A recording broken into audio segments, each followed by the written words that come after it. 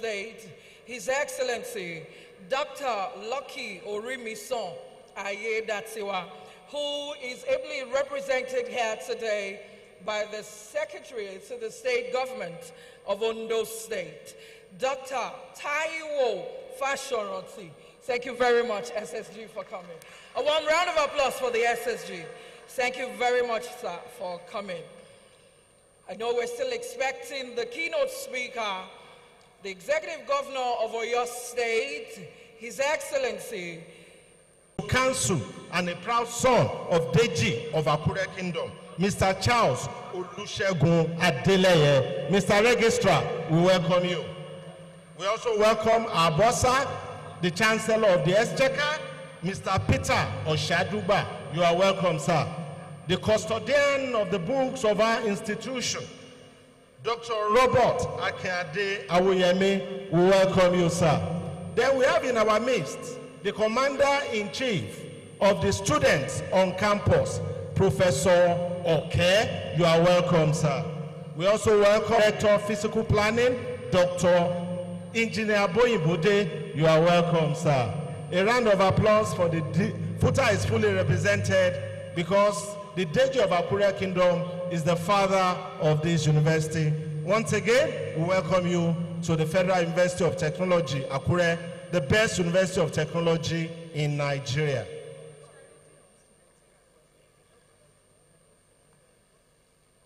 Please, let's give him a round of applause. Thank you very much for recognizing members of the FUTA community who are here to be part of what we want to do. And most importantly, in a short while, the representative of the Vice Chancellor of FUTA will be joining us here. But also we have some KBSCs who are already seated, and it's just natural that we do the recognitions of our KBSCs. Ladies and gentlemen, we have with us the Akakmisha of Ikmisha, His Royal Majesty Oba Olufunmilayo Omoni. Eja se KBSC o. Eja se KBSC o. His Royal Majesty Oba Peter Adeoye Adeleye, the Alaye of I is here. KBSC, you are most welcome. His Royal Majesty Oba Barrister Benga Ojo, the Raleigh of Isiko. KBSC, you are most welcome. Princess Mokwelola, the Regent of Oda, is also here. We have already seated Oba Olufalaye Oluoviluabo. KBSC, thank you very much for joining us. Still taking recognitions, we have one of the discussants here this beautiful morning, Chief Joe Kiari Gazama, Senior Advocate of Nigeria. A beautiful round of applause for him, ladies and gentlemen. A former Federal Permanent Secretary is here of the Federal Capital Territory, Mr. Olushola Olusade. A beautiful round of applause for him too. Thank you. Chief Eddie Olafeso is also very much around. A round of applause for him, ladies and gentlemen. We have with us Olu Ejiapatewo. We are here to celebrate KBSC. We should be happy. The vibes should be very positive. Thank you. Chief Doctor Adeleke Adedipe is also very much around. A beautiful round of applause, please. In line with recognition of dignitaries, I would like to warmly welcome Chief Dr. Adeleke Adedipe. A warm round of applause for him, please. In our midst this morning, we also have Professor Segun Ojo. He is the Chief Medical Director of FUTA Teaching Hospital. A warm round of applause for him. Thank you, Professor, for coming. We also have humbly seated here in our midst the Chairman of the Planning Committee of this 10th Coronation, anniversary, Mr. Femi Meshe and his amiable wife. A warm round of applause for them. Thank you very much for coming, sir. We also have here this morning Air Commodore Wale Ogumodede, retired. A warm round of applause for that officer, Air Commodore Wale Ogumodede. Thank you very much for coming. He is a retired Air Commodore. We appreciate you for coming, sir. Major General A.I. Akitade, retired. We have quite a handful of officers here. Thank you very much, Major General, for coming. And finally on that list, we have Rear Admiral S.I. Alade, retired. Rear Admiral S.I. Alade.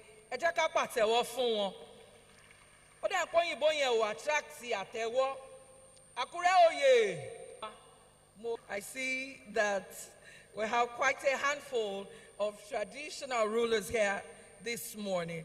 I also would like to warmly welcome Dr. Mrs. Oshin. She is the Chief Learning Officer and the proprietor of Mommy's Play School as the tallest lady in Akure town. A warm round of applause for Kimo. I see Ondo State Women Wing. Dr. Adeleke Adedepe, thank you very much for being here. As I announced the other time, we are expecting the keynote speaker, who happens to be the #1 citizen of your state. His Excellency Engineer Seyi Makinde will be joining us in a jiffy. But then before Mr. Governor steps into this hall, permit me to recognize the presence of members of his entourage who are here. I will be starting the recognitions from the Chief of Staff to the Oyo State Governor. Ladies and gentlemen, join me to welcome Honorable Segun Ogunwuyi. A round of applause for him, ladies and gentlemen. We have also from Oyo State, the Honorable Commissioner for Local Government and Chieftaincy Matters, Honorable Ademola Ojo. A round of applause for him, ladies and gentlemen. Thank you for joining us. We have the Honorable Commissioner for Budget and Economic Planning in Oyo State, Professor Musbao Babatunde. Thank you for joining us, Prof. Also, another professor in the cabinet of Oyo State. We have Honorable Commissioner for Energy, Professor Daud Kende Shongodoyi. A round of applause, ladies and gentlemen. Chairman of all chairmen of local government in Oyo State is also here, Honorable Sikiru Sonda. A round of applause for him, ladies and gentlemen. Thank you for coming to Akure, the capital city of Ondo State. We also have with us the Chairman, Civil Service Commission of Oyo State, Alhaji Kamarudin Aderi Bigbe. A beautiful round of applause for him, ladies and gentlemen. Thank you for coming, sir. Also seated, we have the Chairman, Governing Council, and Pro-Chancellor, Ladoke Akintola University, Lautech, Ogbomosho, Professor Deji Omole. A beautiful round of applause for the Pro-Chancellor. Interestingly, I finished from Lautech, so it feels good to see the Pro-Chancellor. Thank you very much for coming, sir. Very soon, Mr. Governor will be joining us here, but then it's just proper for us to start with the opening prayer. And to lead us in the opening prayer, may I bring forward the Dean of the Cathedral, Venerable Okpe Kujero. A round of applause, please. Thank you very much, sir. Please step forward to lead us in the opening prayer. Thank you very much, sir. Once we are done with the opening prayer, we'll still take some recognitions before we bring the chairman of the Central Planning Committee for his welcome address. Venerable Mboloke láti wá fún aládùúrà. Ìyẹn náà la fẹ́ ṣe báyìí o, àdúrà lókù. Ẹ ṣé o.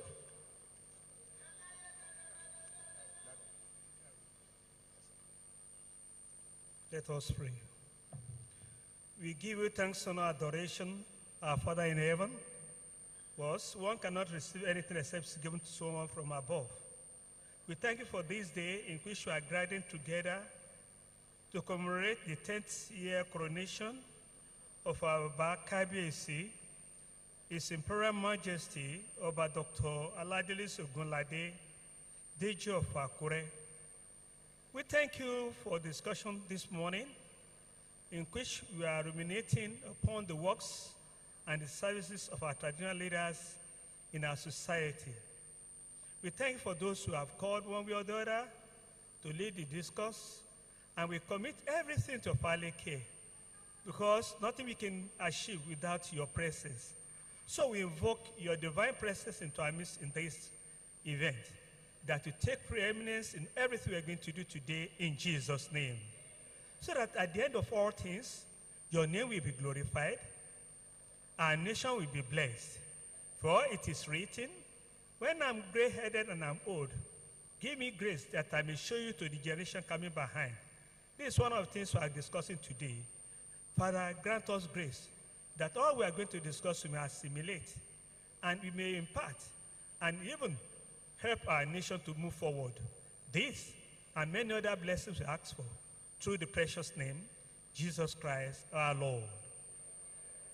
Praise the Lord. Hallelujah. Thank you very much, sir. Thank you very much, Venerable Okwe Kujero. Moving on quickly this morning, I'd like to invite the State Cultural Troupe to serenade us, Akure South Cultural Troupe, to serenade this audience in a moment. Time is of the essence. You have 10 minutes.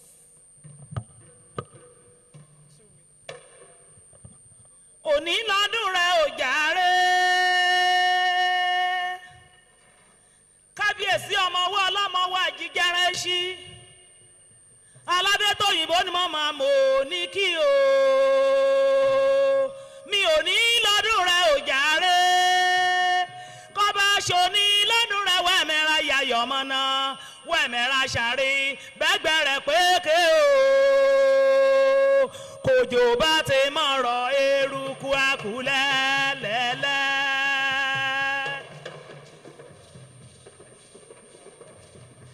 Kàlábà ti dùn wá ṣe láàfún ní.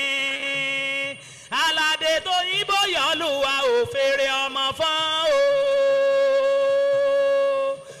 Àìjàre kòjò bá ti mọ̀rọ̀ eruku akulẹ̀ lẹ́lẹ́. Ìjàre kàlábà ti dùn wá ò ṣe láàfún ní. Kábíyèsí yọ̀lùwà fèrè ọmọ fọ́n o. Kábíyèsí ọmọwọ́ ọlọ́mọwọ́ àjíjẹrẹ sí. Ògúnlérí èsì ọmọdé obìnrin já. Ọbọlọmọ mẹ́sàn-án pin. Èrù ọba ni mo mọ̀ bá aládé orí o. Kété kábíyèsí kétékété ni mo kí lórí ìjòkó. Ìmọ̀kú orò ìmọ̀kú ọdún o. Àlà o àlà, àlà ni mo rò.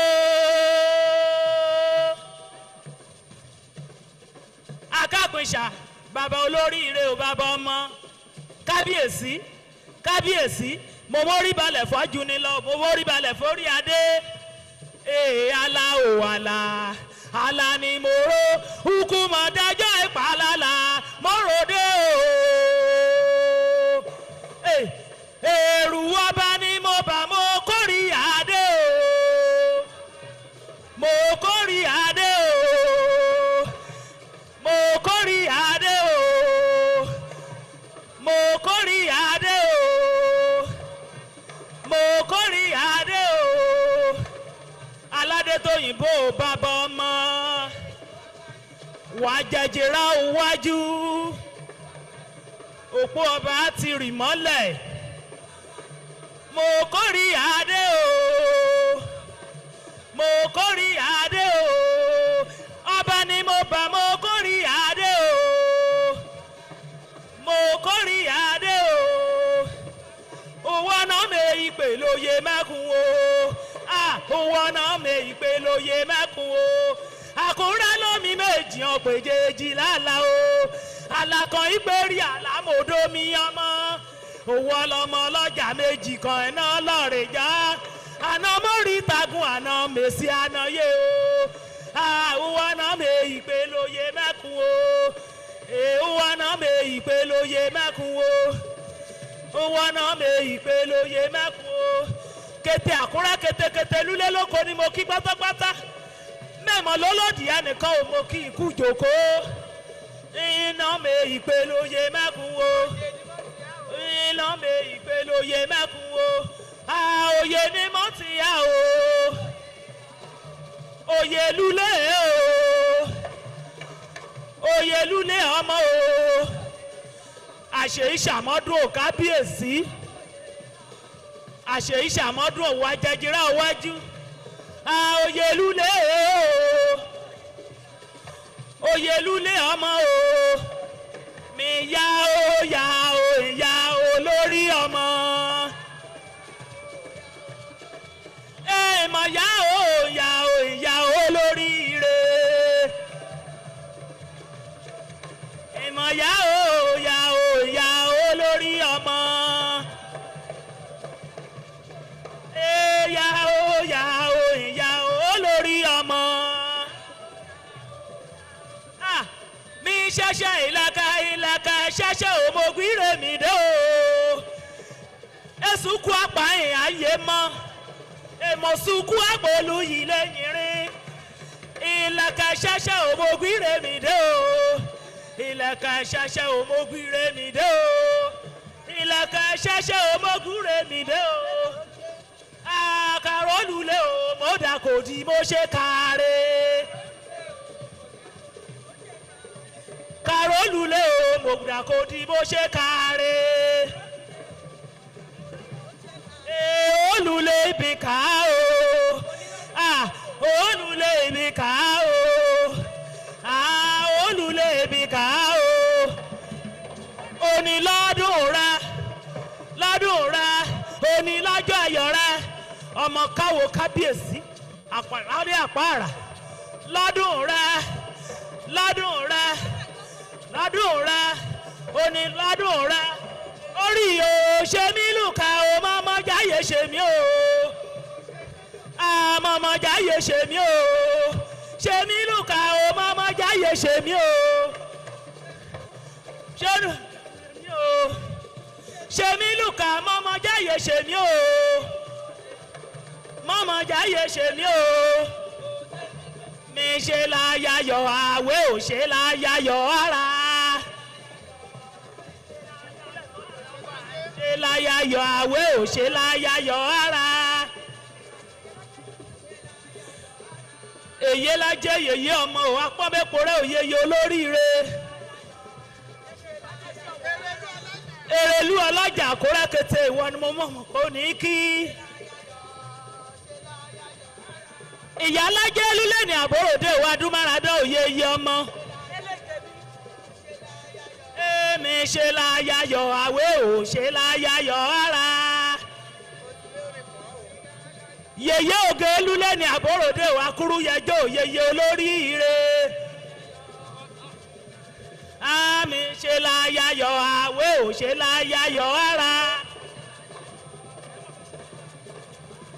Ṣe láyàyọ̀ àwẹ̀ ò ṣe láyàyọ̀ ara.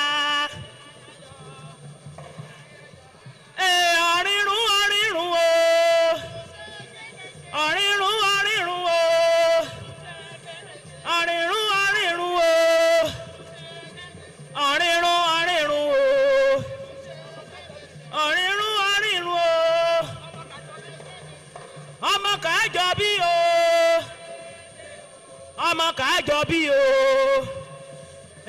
Ọmọ kàájọ bí o. Ọmọ kàájọ bí o. Ọmọ kàájọ bí o. Ọmọ kàájọ bí o. Ọmọ kàájọ bí o. Ọmọ kàájọ bí o. Olóòtú o, ó tún yẹ.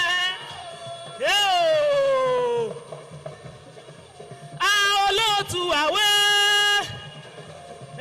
Olóòtú o.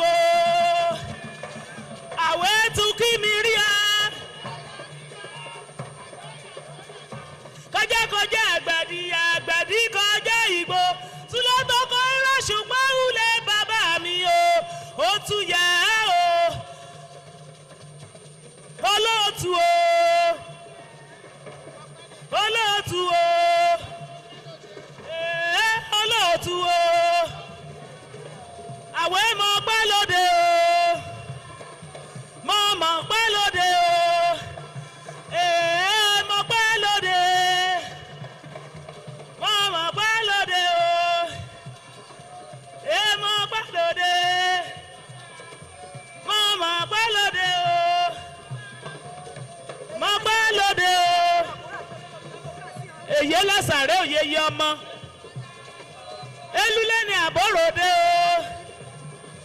èyí lọ́bìnrin òye yẹ ọlọ́rìíre elúlé ni àbọ̀ròde o ìmọ̀súnmọ́ mi síbẹ̀ yìí o ìsúnmọ́ ni làámọ̀ ṣí á ní olórí àbá mi síká pẹ́ lóde o mọ̀mọ́ pẹ́ lóde o mọ̀mọ́ pẹ́ lóde o mọ̀ pẹ́ lóde o kábíyèsí ọlọ́wọ́ ọmọdé orí rọ́ṣẹ́ wa ni o kábíyèsí ọlọ́wọ́ ọmọdé orí rọ́ṣẹ́ wa ni o ìṣẹ̀lẹ̀ olùkàmọ́rè àfẹ́lẹ́ orí rẹ̀. ọmọ náà ọmọdé wọ́n máa kẹ́kẹ́ o ọmọ gúnyàgàlè lọ́nà òpèpè mẹ́mà o àkàtà ẹlẹ́bùrọ̀ ọmọdé ọmọ chokobolóku ọ̀sàgbè ọmọ lógún jó ogún yín mọ́ ọmọ lọ́gọ̀dọ̀ ẹlẹ́wọ̀jú rakúrakúrakúrakúrakúrakúrakúrakú o ìyọ́ tó wá yọ ni o.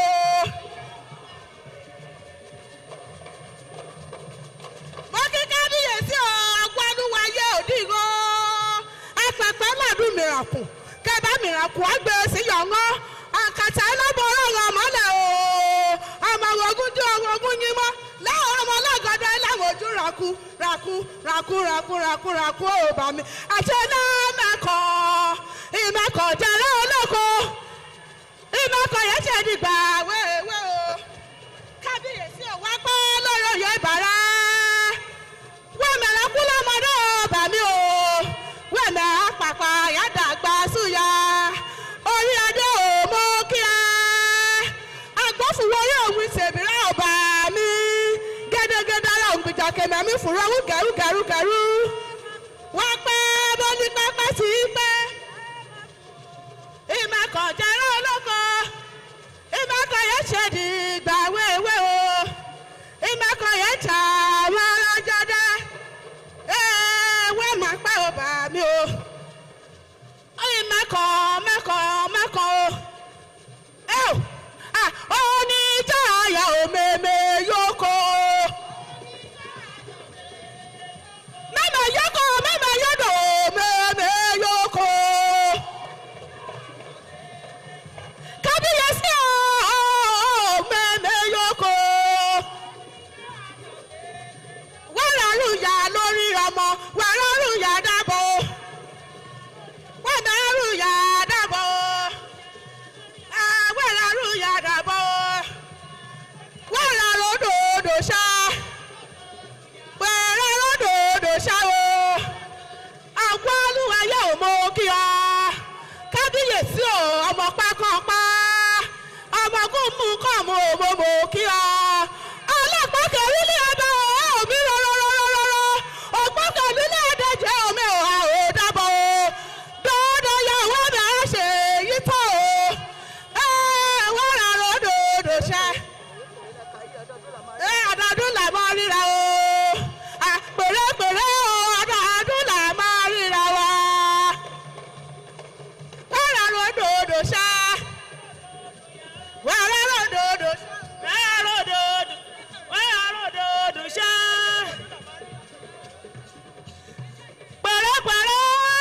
Pẹ̀rẹ́pẹ̀rẹ́ lọ́jọ́ ìyá ọdọọdún là mọ́ ríra ọmọ òye o. Ẹ jẹ́ fún ọ látẹ̀wọ́ o. The cultural troupe from Akure South local government. Wọ́n ti ṣe gudugudu méje àti yàyà mẹ́fà ń bí. Àtẹ́wọ́ fún ọ lẹ́ẹ̀kan sí o. Thank you very much. Thank you.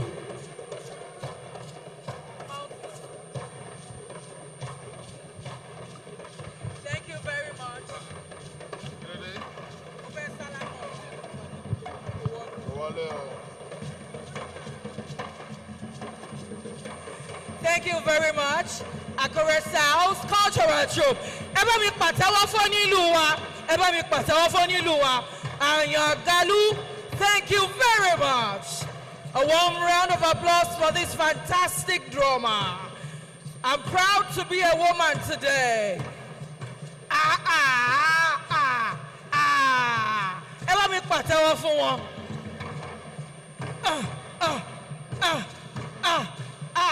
Oshele, thank you very much. We appreciate the wife of the chairman of the Central Planning Committee. Thank you, ma'am. Thank you. Thank you very much for making us proud as women. Thank you very much. The amiable wife of the chairman of the Central Planning Committee, Iluyewo Lara. Thank you very much. Moving on now, I'd like to invite to the microphone, as we're going to be taking the series that we have of goodwill messages today. I'd like to warmly welcome to the microphone the Deputy Vice Chancellor of Development of FUTA, Federal University of Technology, Akure, Professor Sunday Oluiyamo. A warm round of applause for Professor as he steps forward to the microphone to deliver his goodwill message. Ẹ jẹ́ ká pàtẹ́wọ́ fún wọn.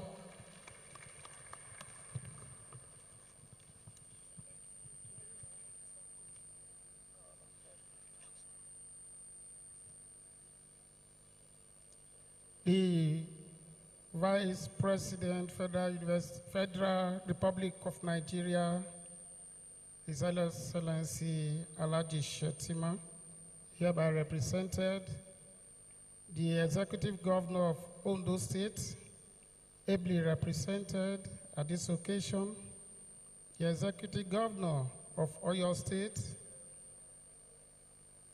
His Imperial Majesty, Oba Dr. Aladetoyinbo, Ogunlade Aladelusi, Odundun II, CFR, the Deji and Paramount ruler of Akure land. Chairman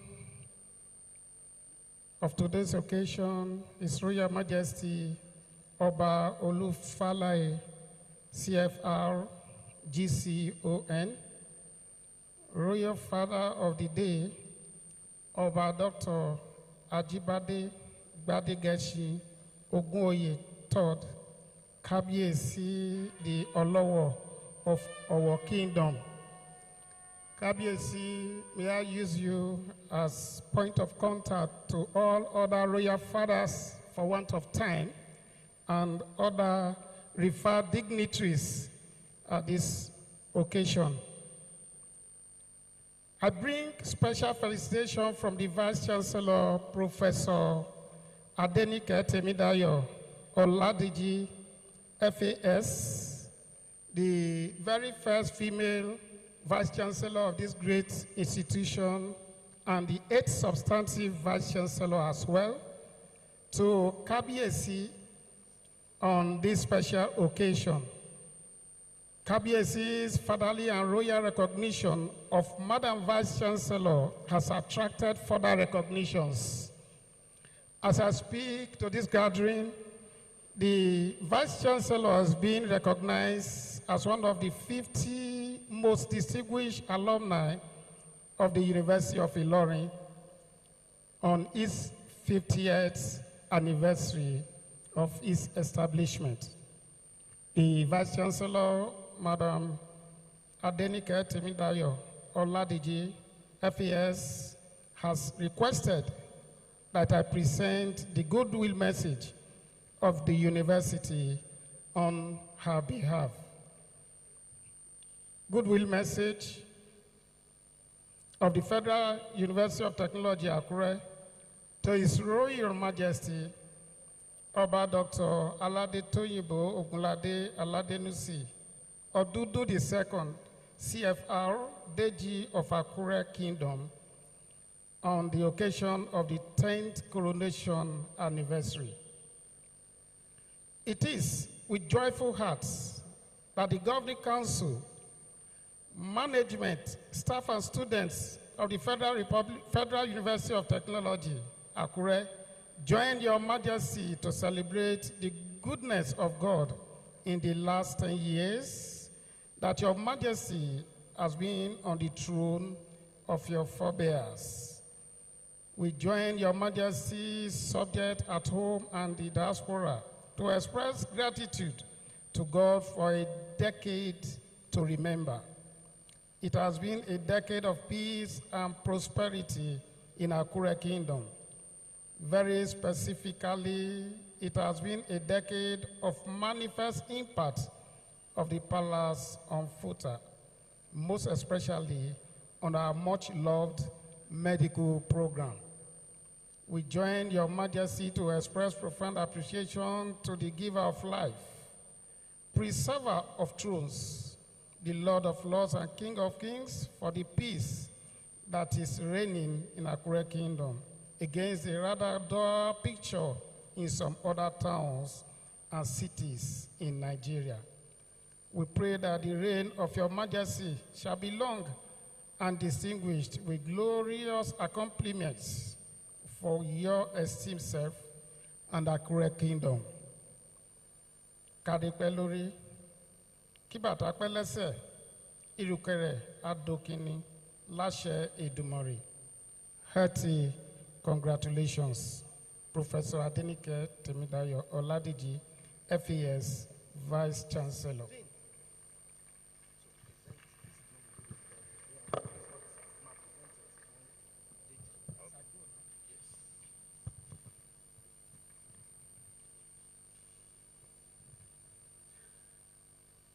Your Majesty, sir. Your Majesty, sir. We present our publication in the national dailies to you on this occasion. This is guidance this morning. That is our special presentation. Thank you very much. I really appreciate it. You know, Futa is my first university after Mina. Yeah. so I wish you well. I wish you well, and I wish the school well.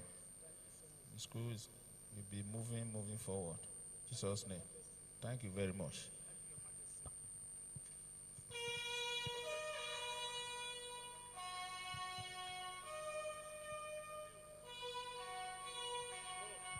Thank you very much. That was the representative of the Vice Chancellor of Futa. Chairman Central Planning Committee, sir, please lead the team outside to bring in the keynote speaker. Before I bring in the discussants, let me respectfully recognize the presence of a former Commissioner for Agriculture here in Ondo State. Ladies and gentlemen, a beautiful round of applause for Dr. Olufemi Oyinsan. A round of applause. Daddy, you are most welcome. Thank you. In a short while, the Executive Governor of Oyo State will be joining us here, but we have already some of the discussants who will be sitting right behind us here. And the very first person I would like to bring up stage is Professor Adedayo Afe. He's one of the discussants here this beautiful morning. A round of applause for Professor Afe. Professor Adedayo Afe is one of the discussants here this morning. Of course, we have the Attorney General and Commissioner for Justice here in Ondo State, Dr. Kayode Ajilo, CON-SAN. A round of applause for him, ladies and gentlemen.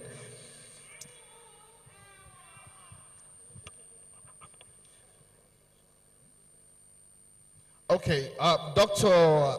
Ajilo, you will be joining Professor Afe here as one of the discussants. Thank you very much. Also to join that team, we have another accomplished journalist and political communications expert, Dr. Festus Adedayo. He's also one of the discussants here this morning. I don't know if Dr. Adedayo is already in the hall. Okay, he will join us shortly. And lastly, His Excellency Ambassador, God knows, Bolade Igali, Chairman Pandef, who will be joining the team virtually to do this. At this point, we hand over to the Emerald, and after that, the Governor of your state will join us here, and the rest of the program will continue. Thank you.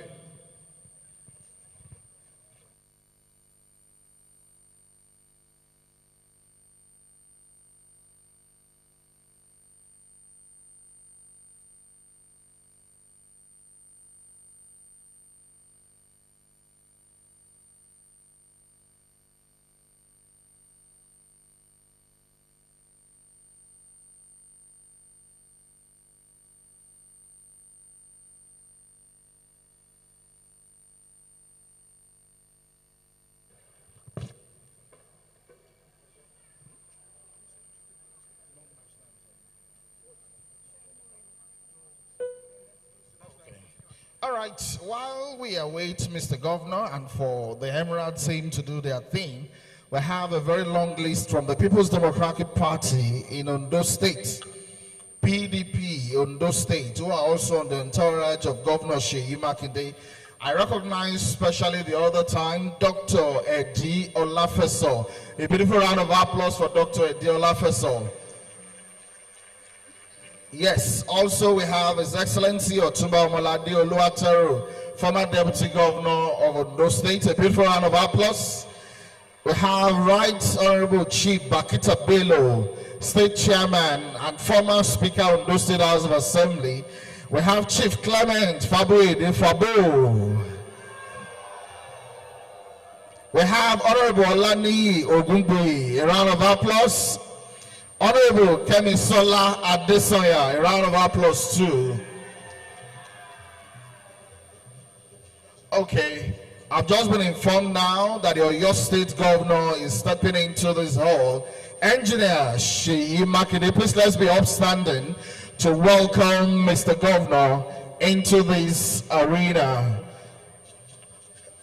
Once the governor steps in here, let's be upstanding, ladies and gentlemen, as a mark of respect to welcome Mr. Governor, and that will be followed by the national anthem, the state anthem, and of course your state anthem. The LSG, the Attorney General, thank you very much.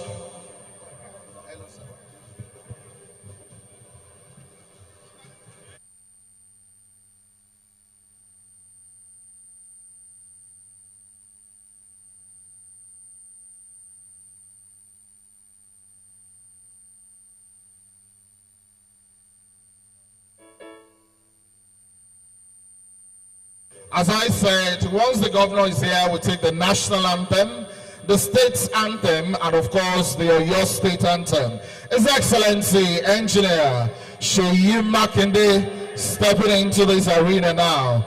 Thank you very much, Your Excellency. You can make your way to the stage to join Kabiyesi and other distinguished guests here.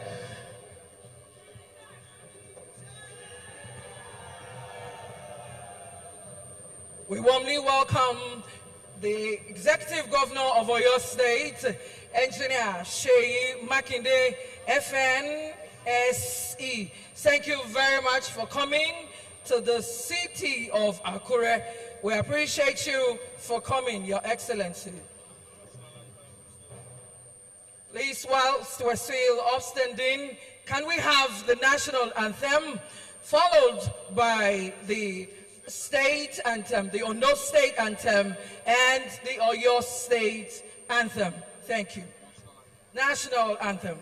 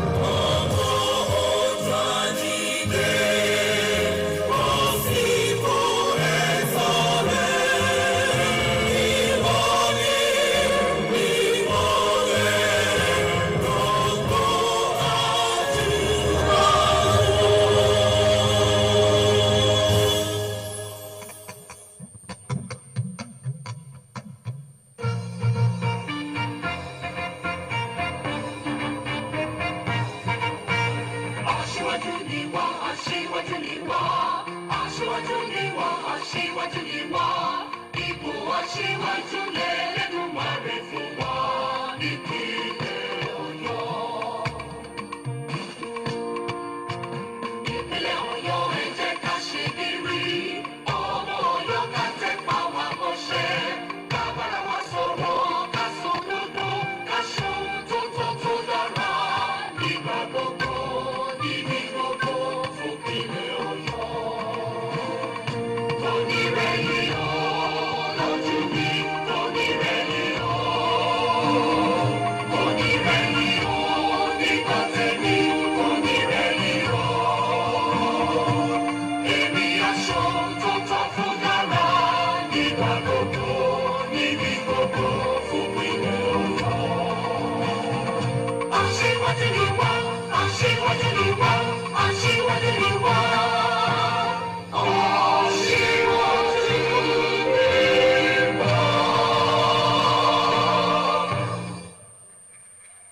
Thank you very much. You may be seated, ladies and gentlemen.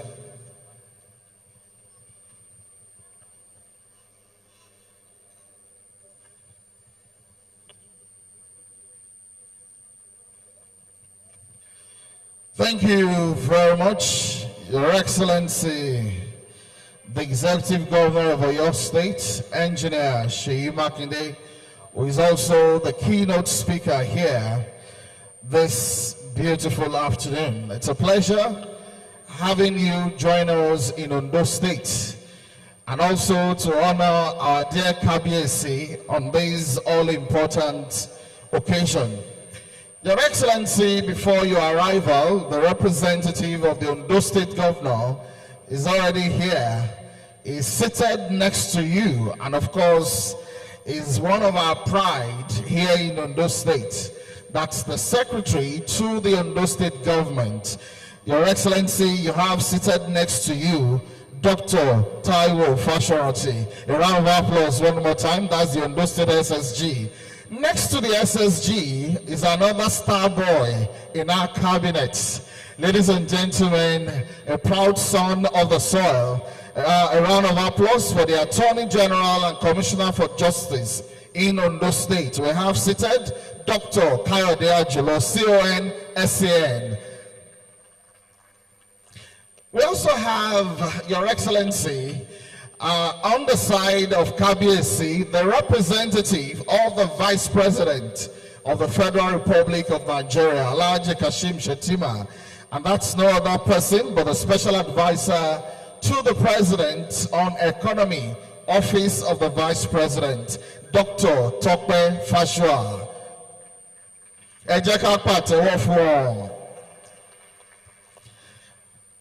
Next on that list, we have the former Secretary to the Federal Government, who is now a traditional ruler in Ondo State. Your Excellency, it's my pleasure to introduce to you our very own Kabiyesi Olufalai, the Olu of Iluabo. Your Excellency, it will interest you to know that also seated here, we have the Chairman of the Ondo State Council of Traditional Rulers, His Imperial Majesty, the Olowo of our kingdom, Oba Dr. Ajibade Gbadegeshi Ogunlade III. That's the Chairman of the Ondo State Council of Traditional Rulers. And of course, Your Excellency, we have other distinguished Kabiyesis who are seated here.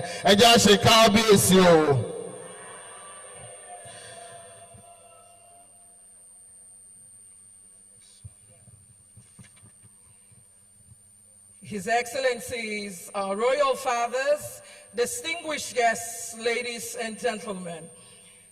Moving on quickly today, I'd like to invite to the microphone, with the kind permission of the Governor, the Executive Governor of Oyo State, Engineer Seyi Makinde, FNSE. Thank you very much, Your Excellency. And the representative of the Executive Governor of Ondo State, who is the landlord around town today, His Excellency Dr. Lucky Orimison Ayedatiwa, who is ably represented by the SSG, Dr. Taiwo Fashionroti. Thank you very much for coming. Thank you very much, lucky women. Thank you very much. Eshe Adukbe. Thank you very much. Thank you very much. Lucky women, thank you very much. Let's move on quickly. Time is of the essence. Thank you very much. I'd like to invite at this juncture to the microphone the Chairman, Central Planning Committee of today's event to deliver his welcome address. Join me to welcome Mr. Femi Meshe, the MD CEO of Inter-Atlas Synergy Limited. A warm round of applause for Mr. Chairman.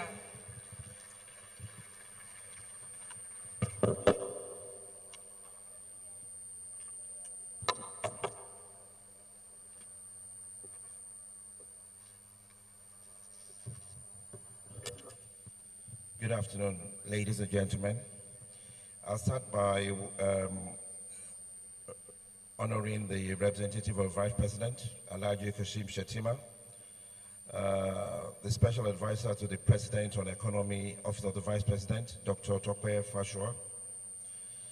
I'd like to welcome the host governor, who's ably represented by the SSG, Dr. Taiwo Fashoroti. Our keynote speaker, the man of the hour, the Oyo State Governor, His Excellency, Engineer Seyi Makinde, FNSC.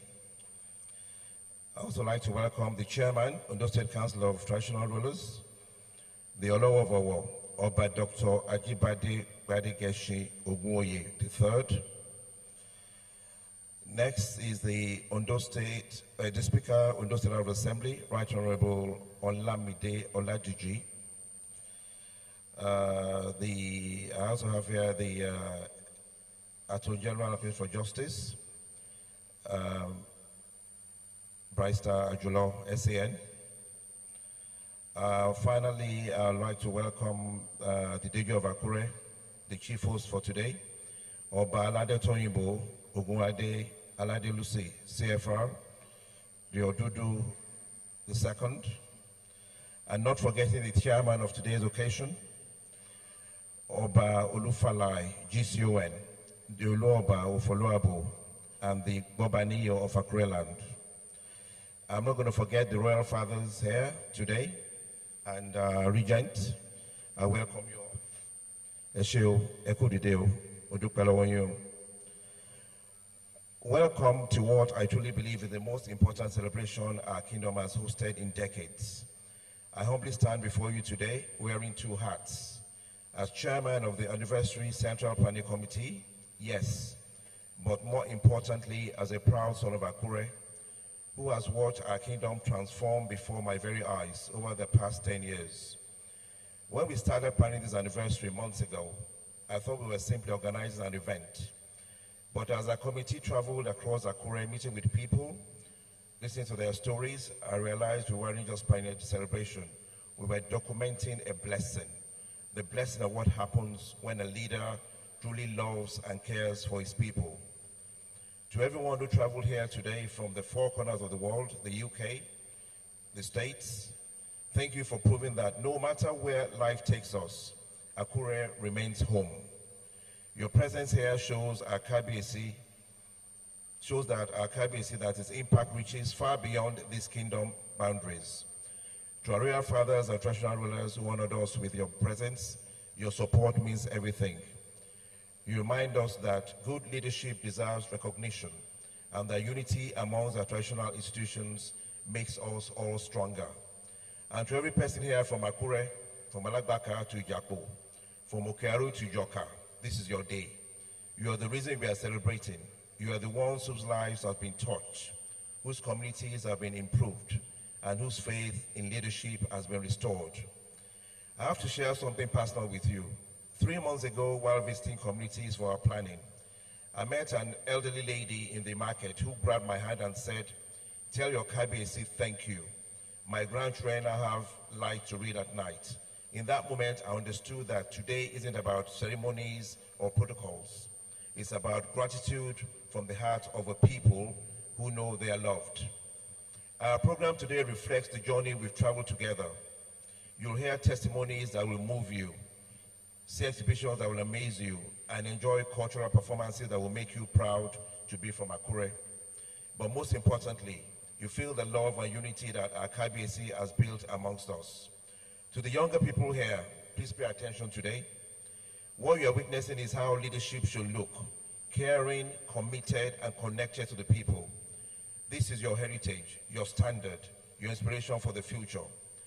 As we proceed with today's activities, please let us pay attention to the words and insights that will be shared here today. From our keynote speaker, keynote address, the panels discussing, and the remarks of our royal fathers. The purpose of this colloquium is to make us think about the future and parts we all can play in shaping and having that better future. I hope that by the end of the day, everyone leaves here with a sense of purpose about making our future a better one. Let me end this by saying 10 years ago, we had hope. Today, we have proof. Proof that traditional leadership matters. Their carrying governance works, and that when a king truly loves his people, blessings befall all. Welcome everyone to our family celebration. Let's make it memorable.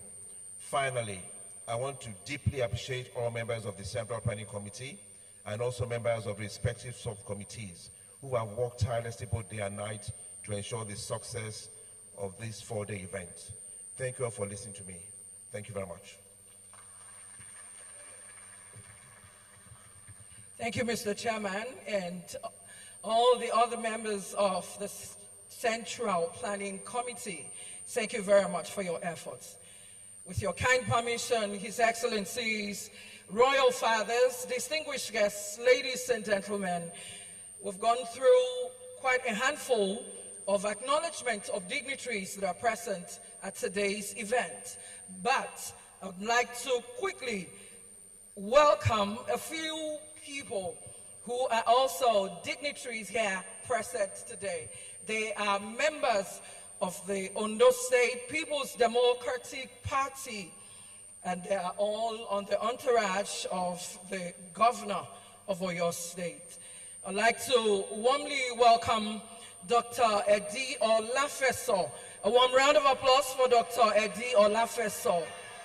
I'd like to warmly welcome His Excellency Otuba Ogunlade Oluwateru. A warm round of applause for him. Thank you very much for coming. The Right Honorable Chief Bakita Bello. He's the State Chairman of Ondo State People's Democratic Party. Chief Clement Faboyede, the only Fabo. Thank you very much, Fabo, for coming. Thank you. Thank you very much, sir, for coming.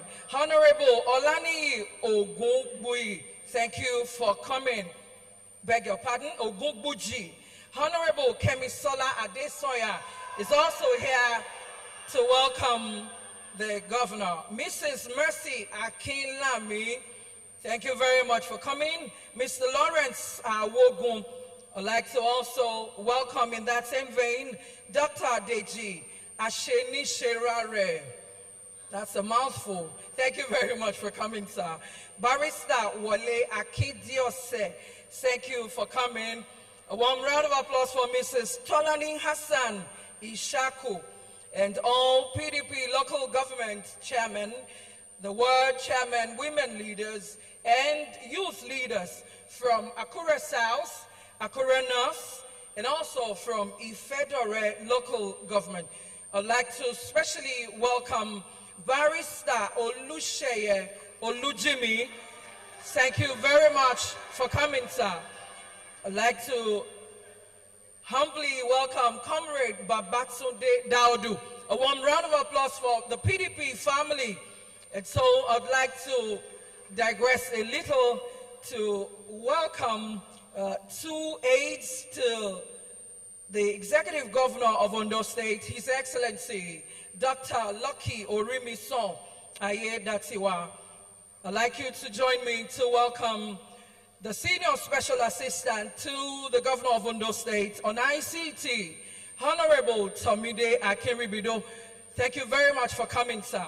I think I also cited the Senior Special Assistant to the Governor of Ondo State on Security, Chief Olugbenga Atiba. Thank you very much for coming.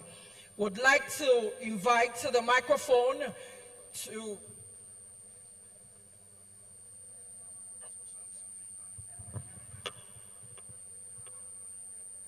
Yes, thank you very much. Your Excellency, distinguished ladies and gentlemen, we do not want to take much of your time. As I announced earlier, we have our discussants here. Dr. Festus Adedayo is also one of the discussants. Please, let's give him a round of applause. He's one of the senior journalists in Nigeria and, of course, a political communications expert and a proud son of Akure Kingdom. Dr. Festus Adedayo, he is to join Professor Adedayo Afe on stage. And as I also announced earlier, His Excellency Ambassador, God knows, Ogunlade Gali, the chairman of PANDEF, will be joining the conversation virtually. And as well, the Attorney General and Commissioner for Justice in Ondo State, Dr. Kayode Ajilo, CON, is also one. Is also one of the discussants here today. Without wasting much of our time, because Mr. Governor definitely has a lot of things to attend to, we will be having the citation of the keynote speaker, and it's just natural to have Mr. Governor come on stage while I invite the PRO or footer to do justice to that. Mr. Governor, the Executive Governor of Oyo State, His Excellency Engineer Seyi Makinde, is the keynote speaker here this beautiful afternoon. A round of applause, ladies and gentlemen.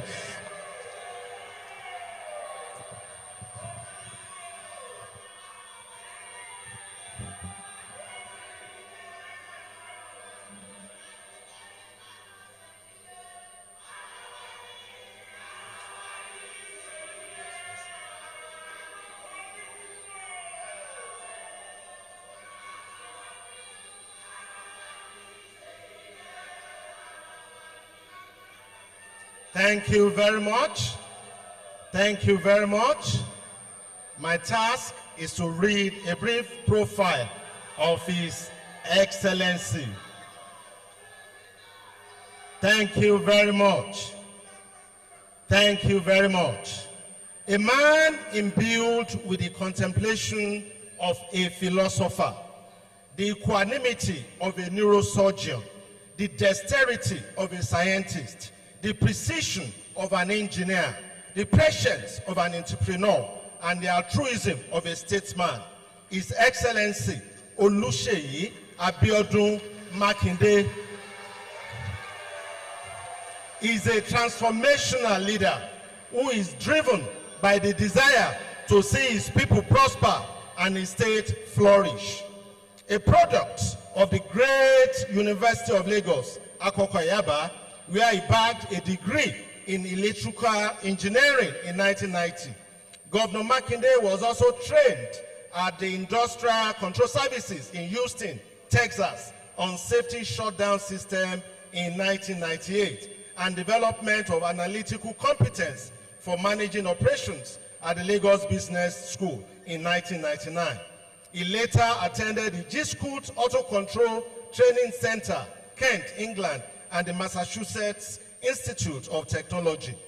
He was posted to Shell Petroleum Development Company of Nigeria for his National Youth Service Scheme.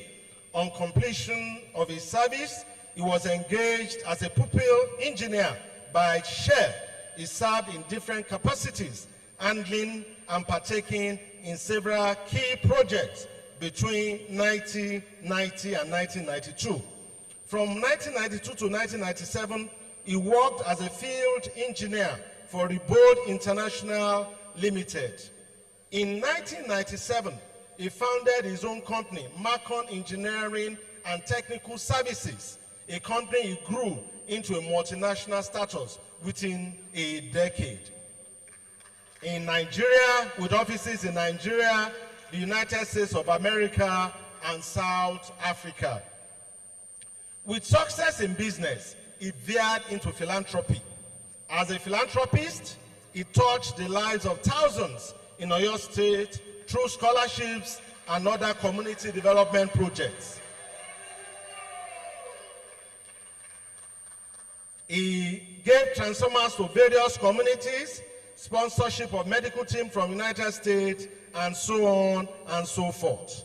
His quest to touch more lives and a commitment to seeing Oyo State become a model to other states propelled him into politics. He was elected governor of Oyo State on March 10, 2019, and got re-elected in March 2023 for his second term. Not being an off-cue leader, Makinde came into office with a vision and strategy to take the people of Oyo State from poverty to prosperity. Thus, he came up with a roadmap for accelerated development in 2019 for his first tenure, and the roadmap for sustainable development in 2023 after his re-election. On his watch, Oyo State has witnessed phenomenal growth. The internally generated revenue moved from about 1.8 billion monthly in 2019 to over 7 billion in 2025. In the area of infrastructure, close to 500 kilometers of road spread across all the zones in the states have been completed. Some of the major ones include the 76.6 Isheyin-Ogbomoso Road, reconstruction of the Moniya-Isheyin Road, and several others. In the area of education, he was able to secure sole ownership of Ladoke Akintola University, Ogbomoso, therefore putting an end to the age-long crisis that bedeviled the institution. The administration also built a new campus for LAUTECH in Isheyin. Similarly, the Emmanuel Alayode College of Education, Oyo, was upgraded. Governor Makinde abolished payment of school fees in both state primary and secondary schools, rehabilitated about 105 schools, and facilitated the return of about 80,000 out-of-school children back to school. The administration of Governor Makinde has renovated 261 primary health care centers and several other monumental health interventions. Oyo State government under Engineer Makinde is leveraging on agribusiness to create employment opportunities. Just recently, over 20,000 persons were employed into different sectors of the Oyo State public service. The state government has also improved security across the length and breadth of the state through Light Up Oyo State. Over 2,500 personnel were recruited into the Amotekun Corps. It is therefore not surprising that over the past years, the number of enterprises within Oyo State has grown to 1,872,941, with the bulk of them in the capital city. Neither is it startling that United Nations Human Settlement Program research ranked Ibadan as the second fastest growing city in Africa, citing industrialization, urbanization, and economic activities as reason for the growth. Your Excellencies, my Lord Spiritual and Temporal, Royal Fathers, leaders of Futa academic community, distinguished ladies and gentlemen, it is my singular honor and privilege to present His Excellency Governor Seyi Makinde to deliver the lecture at the Colloquium signposting the 10th anniversary of His Imperial Majesty Oba Aladetoyinbo Ogunlade Aladelusi CON CFR Deji and Paramount ruler of Akure Kingdom, as he speaks on roles of Nigeria's traditional institution in nation building, impediment, impact, and prospect. Your Excellency, you have the floor, sir.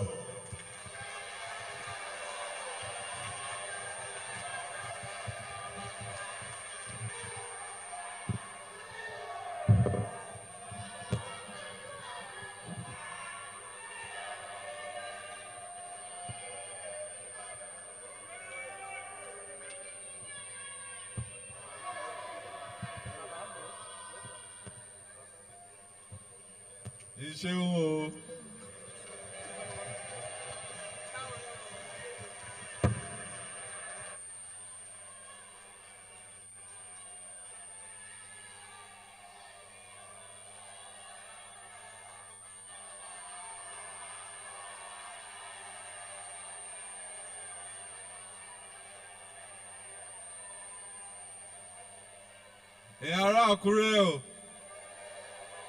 Yara.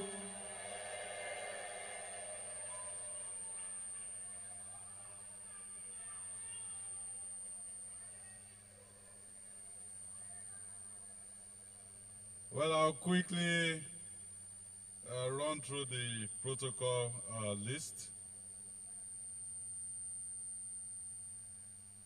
I know that the public address system is perhaps not the best, but this is what they have here. I was struggling to hear what they were saying. Well, to leave my own mark here, I will change the public address system for them.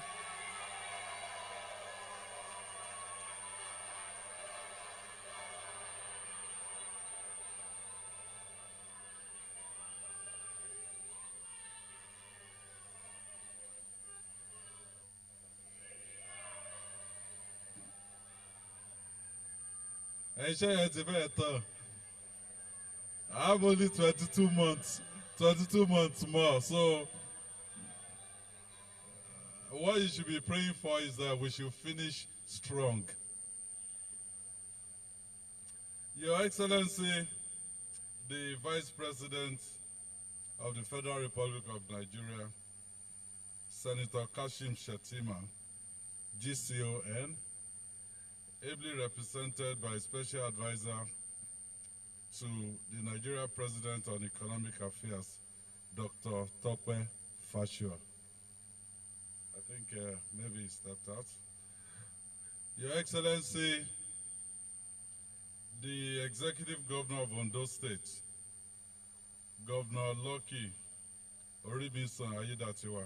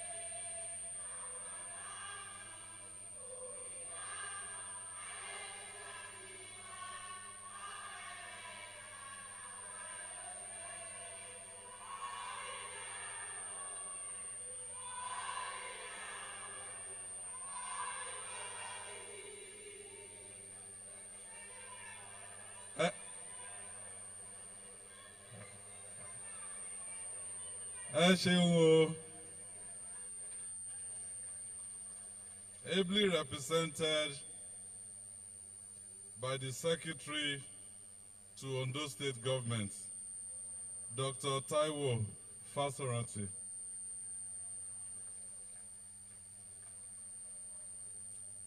The former Secretary to the Government of the Federation and Chairman for this occasion, His Royal Majesty, the Oluabo of Iluabo, Oba Olufala, CFR, GCON.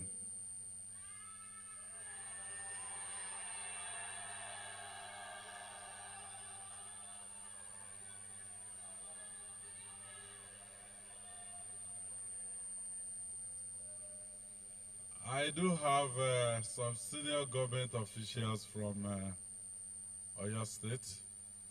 I have here, let me just use the Chief of Staff, Oyo State, Honorable Segun Ogunwuyi, to recognize all the government officials from Oyo State.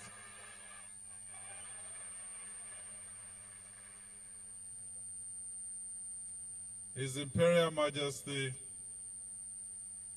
the Deji and Paramount ruler of Akure land, and also today's celebrants, Oba Dr. Aladetoyinbo, Ogunlade, Aladelusi, Odundun II, CFR. Kábíyèsí o.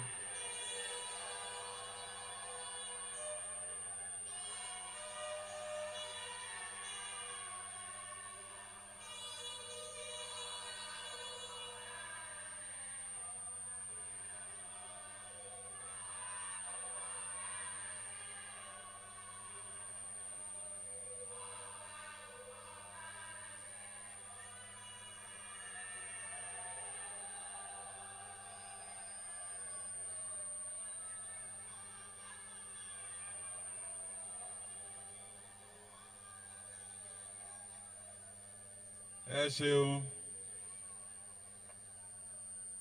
His Royal Majesty, the Olowo of Owo and ruler of our kingdom,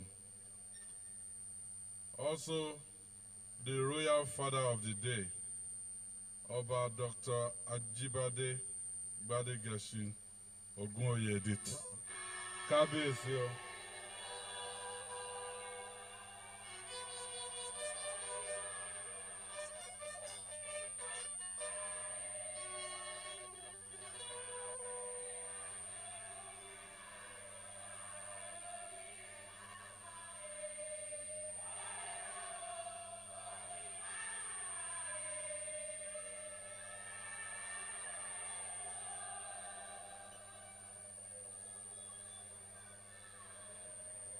Other prominent royal fathers and paramount chiefs here present. Tó bá jẹ́ Ọ̀yọ́ State ni, àkàsọ̀ gbogbo orí adé ọrùn lẹ̀kẹ̀ tó wà níkàlẹ̀ ẹ mú kí yín o.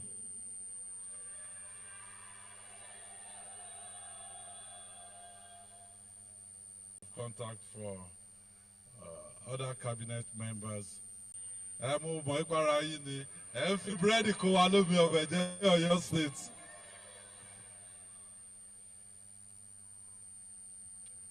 The Vice Chancellor, Federal University of Technology, Akure, ably represented by DVC Development, Professor Sunday Oluyamo, and other distinguished management and members of FUTA that are here. Do we have students from FUTA here?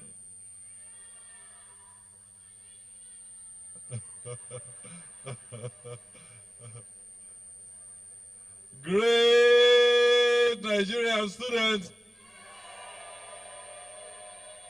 And the greatest Gbagba.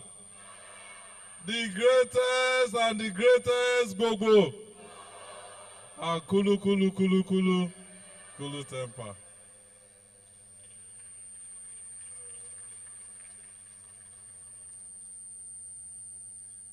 The chairman, Central Planning Committee for this 10th year anniversary of Deji, Mr. Femi Meshe, and other committee members. You are duly recognized. Distinguished panelists and audience for this all-important occasion. Eminent personalities that are present here. Well, a member of the panel, our own in Oyo State as well. Also, a son of the soil here. She doctor ni abi professor, which one now? Okay.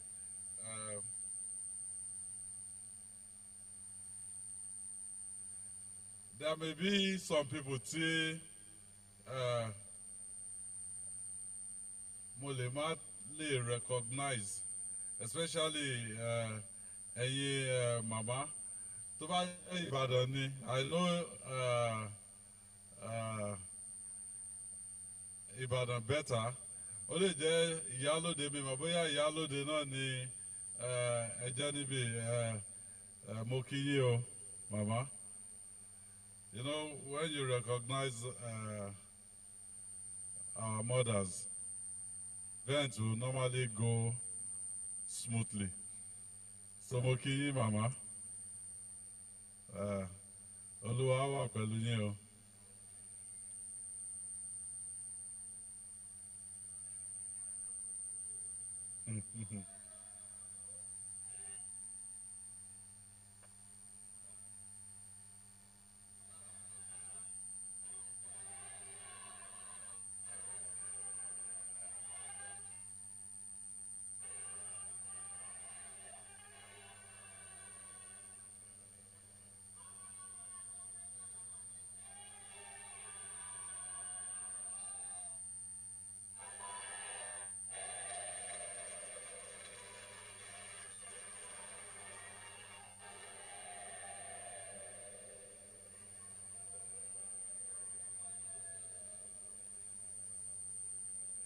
Distinguished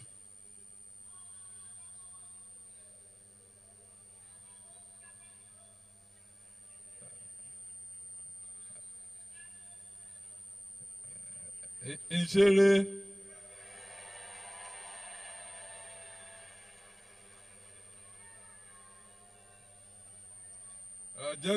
gentlemen of the press,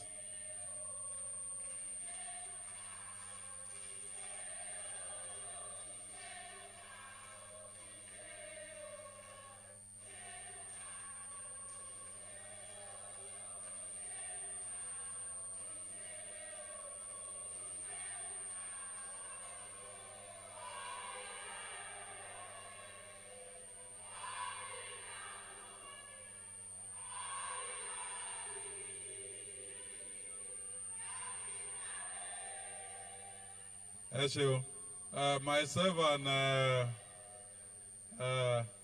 Dr. Engineer David Agbola Omarege, representing the Omarege family here.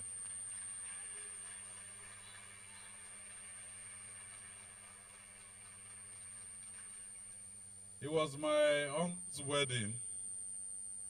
We came to Akure.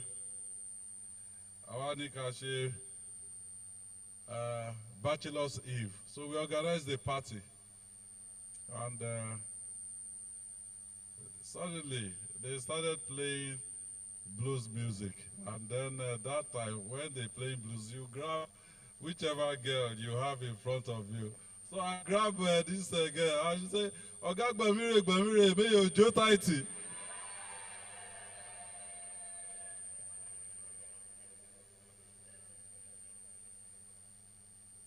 So, Yara Akure, may you Gbamire.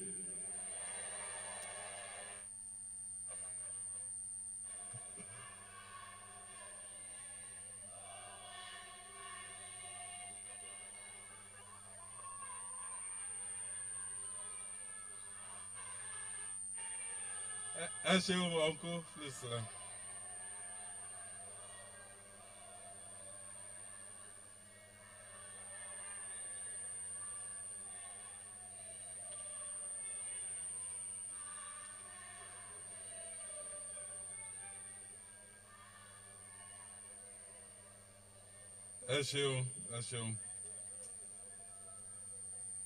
Well, I've been asked to deliver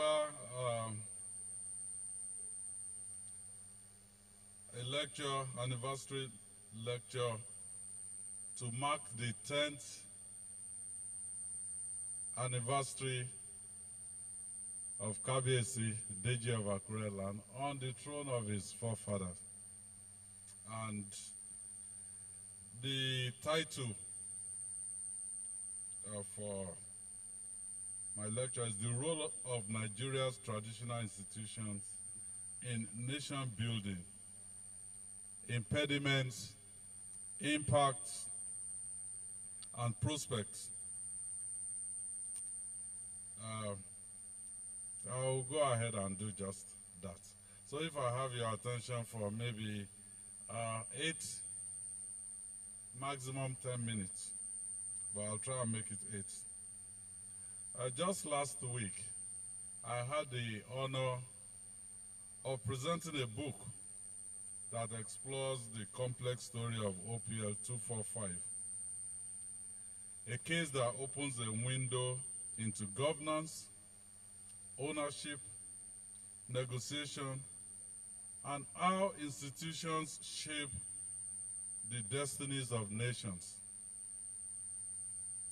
I referenced that particular event because in much the same way, our traditional institutions are also part of our national inheritance. Older than oil, because when the colonialists came here, they met an institution on ground. That's why, even till today, you have a difference between southern part of Nigeria and northern part of Nigeria. Because southern part of Nigeria, when the colonialists came, they met people that were already exposed. They met an institution already in place. So they introduced direct rule. When they got to the northern part of Nigeria, they had to do it through indirect rule because they also met an institution out there. So the difference, direct in one place and indirect in another place, was because they met those institutions on ground. So they were here far earlier than when they found oil in Nigeria. They discovered oil in 1959. So before 1959, the colonialists were here. So this traditional institution that we're talking about is older than oil, deeply cultural, and even more consequential to the future we seek to build. Yet, all too often, traditional institutions are misunderstood. Some imagine frail old men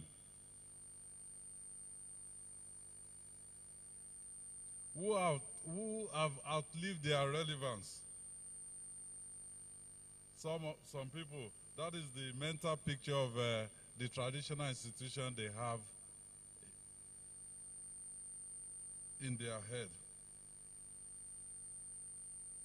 Others view them as mere instruments of political endorsement. Ṣebí ìgbà tá wá ìbò káàkiri the last time, a lọ sí gbogbo ààfin àwọn traditional institutions done.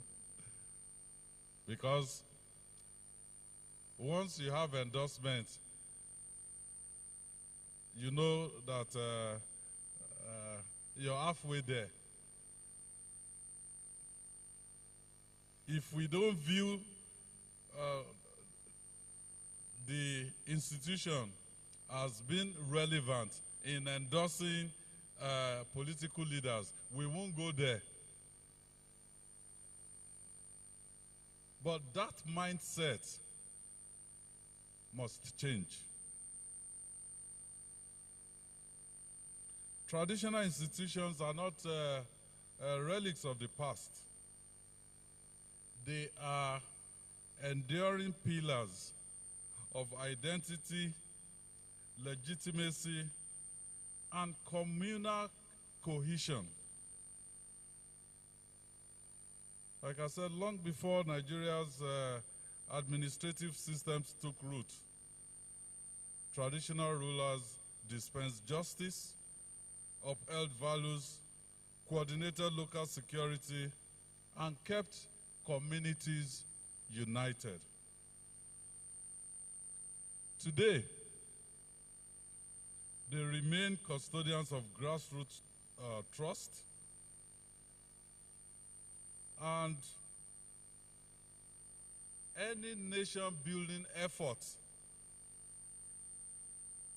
that does not recognize or that ignores the traditional institutions does so at its peril. I've been in government for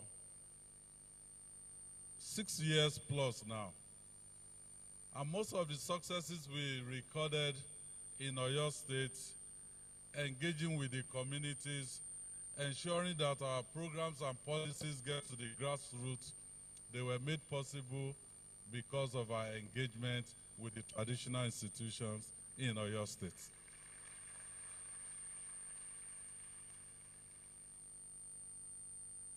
No wonder politicians, well, I'm one also, but I wasn't born a politician. Because people will always say, okay, politicians this, politicians that. But politicians, they are also from our communities.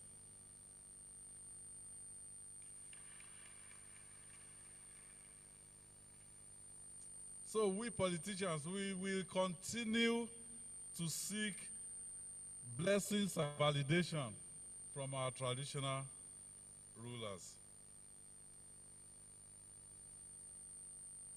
So in my own public service journey, I have come to see that strengthening traditional institutions is not simply about cultural preservation. It is strategic governance. Because once you have alignment, you can be sure that your programs and policies will get to the grassroots. In Oyo State, we have taken deliberate steps to integrate our traditional institution into the governance architecture. If you just permit me, I will highlight a few of these steps. First, we institutionalize their role in the State Security Council. So our royal fathers are not bystanders. They serve as first responders, sources of local intelligence, and advocates for peace. Secondly, we passed laws to remove ambiguity around succession and throne ascension. The outcome, few legal battles, reduce communal tension, and enhance legitimacy for our royal fathers. And most critically, we do not interfere. We trust the custodians of tradition to manage their own succession process. This principle of non-interference has fostered dignity, autonomy, and internal cohesion. But of course, this journey has not been without its challenges. I was only maybe 4 months or 5 months into office. The Supreme Court removed a first-class traditional ruler, Eleruwa of Erua, November 2019. And you know that me, before that my assignment, I was never anything politically, never anything in public service. So it was a baptismal of fire for me. When they removed the Kabiyesi, I said, okay, what do we do? I started calling everybody. And 5 years after, 5 years plus after, just I think 2 weeks ago, the same person was reinstalled as a Leruwa of Eruwa. But we lost 5 years for nothing. So if you read tension and we integrate the traditional institution into the governance architecture, all the money is wasted going from the lower court to the Supreme Court, and the tension within our communities will, it may not evaporate completely, but will be greatly reduced.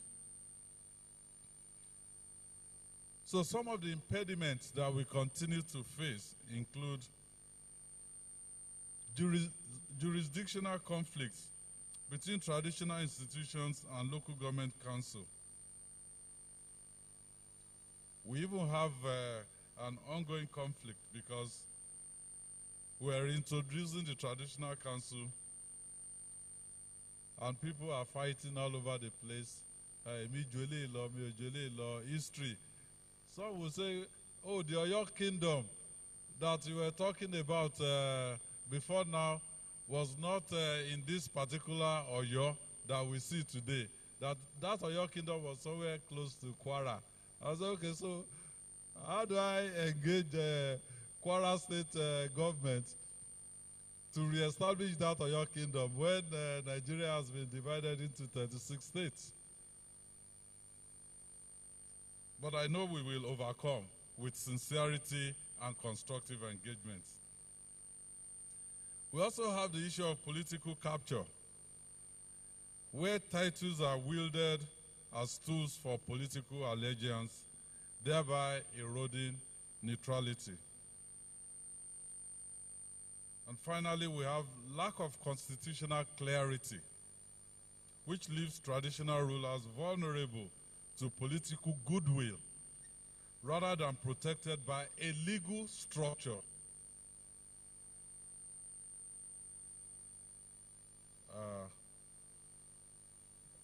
I've had the honor of installing almost all first-class obas in Oyo State. I installed Olubada, I installed Aladelusi of Oyo, I installed Shawon of Ogbomoso. I've just installed Eleruwa.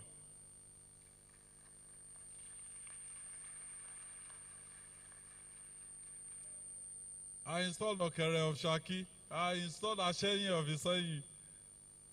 But we did not use any of those for political patronage.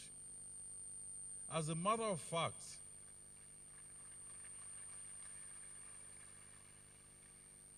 when I was going to install Okere of Shaki, somebody very close to me in government came and said, this Okere, he's an APC man, no. Don't let us install him.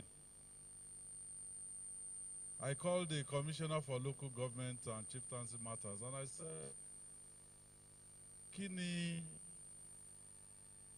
wants so? Only come out for money. Okay, I signed this. Go and install him.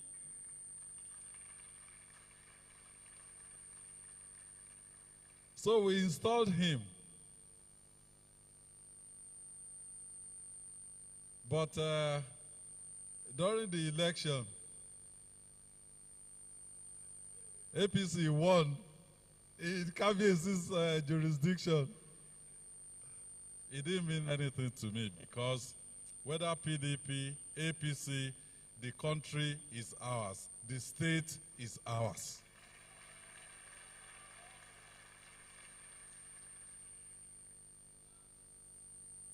So still, these challenges do not diminish the value of our traditional institutions. They simply point to the need for thoughtful reform and a more coherent national policy. Indeed, when respected and empowered, our traditional institutions deliver measurable impact. And I'm not saying this to patronize or to flatter traditional rulers here. I'm saying it because that has been my own experience in government. They help resolve conflict at the community level, often preventing escalation to violence. So in Oyo State, we have institutionalized alternative dispute resolution mechanism that work hand in hand with our traditional institutions. I get less calls. Because anything in any state, they will say, call the governor. But me, because our traditional rulers, they are filling that gap. I sleep longer, I get less calls. 2, they are vital to community policing. Core has seen significant success, partly because our traditional rulers support and mobilize their communities around the initiative.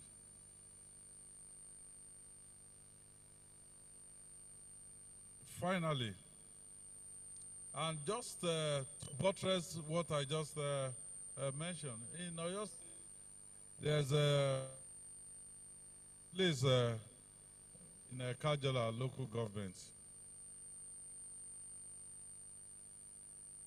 Okay, we had a security breach.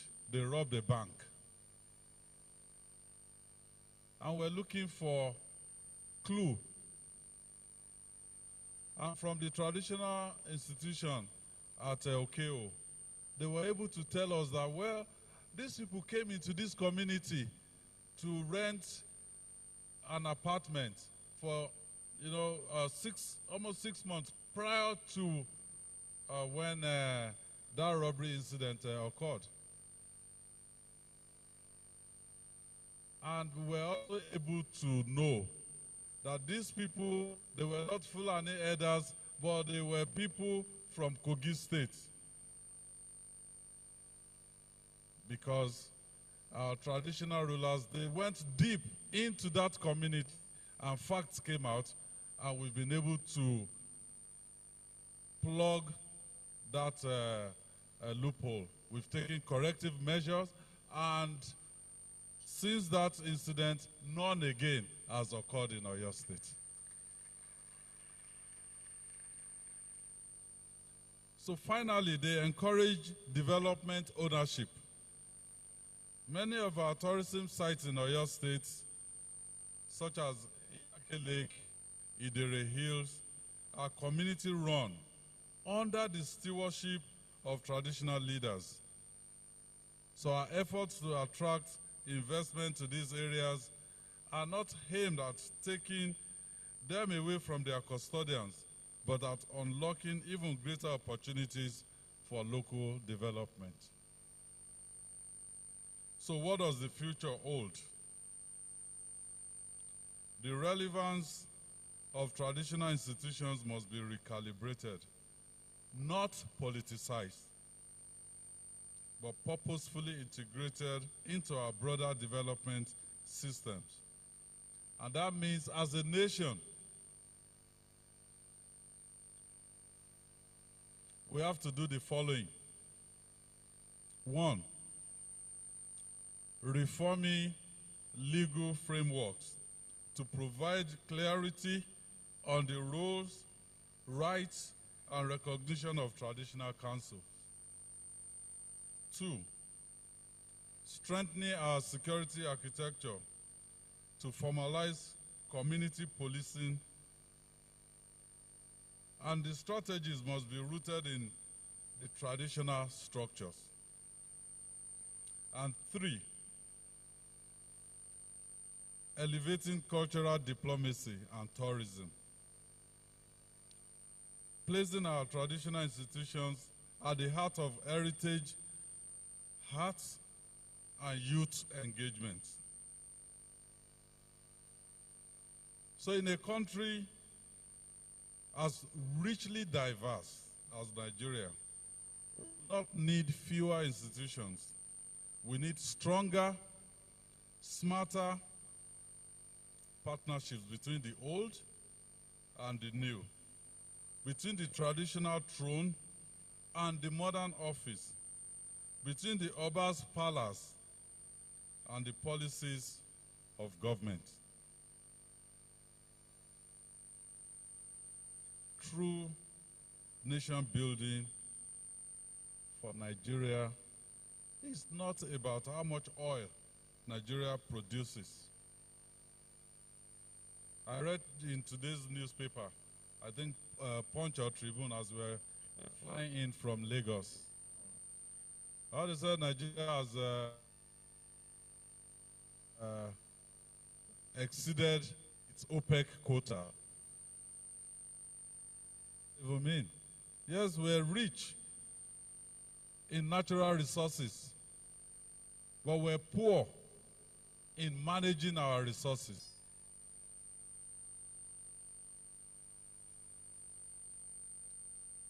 So true nation building is not about people telling us, oh, we don't have any business with poverty because we produce this much oil. Oh, because we have lithium, because we have solid minerals. No. There are 3 things that must go with all of those for poverty to be tackled in our environment. You must have entrepreneurship. Entrepreneurs must come. Government cannot employ all the people. You encourage people that will, entrepreneurs that will employ the people. You need also knowledge and skills. This place, I was talking to the person sitting next to me as we were driving in here. I said to him that in 1979, I believe, 1979 or 78, I came here, this particular campus. It used to be the Federal Polytechnic, Akure, this particular campus, to take a form for my immediate older brother. Now this place has changed from Federal Polytechnic Akure to Federal University of Technology Akure. Some people were fighting me that you cannot change Polytechnic Ibadan, you cannot change the name. So what if it becomes University of Technology? We should still call it Polytechnic Ibadan.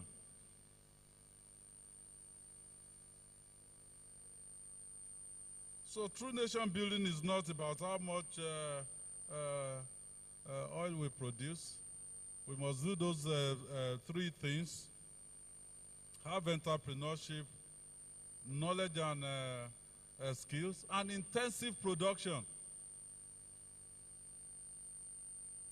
People must go to work.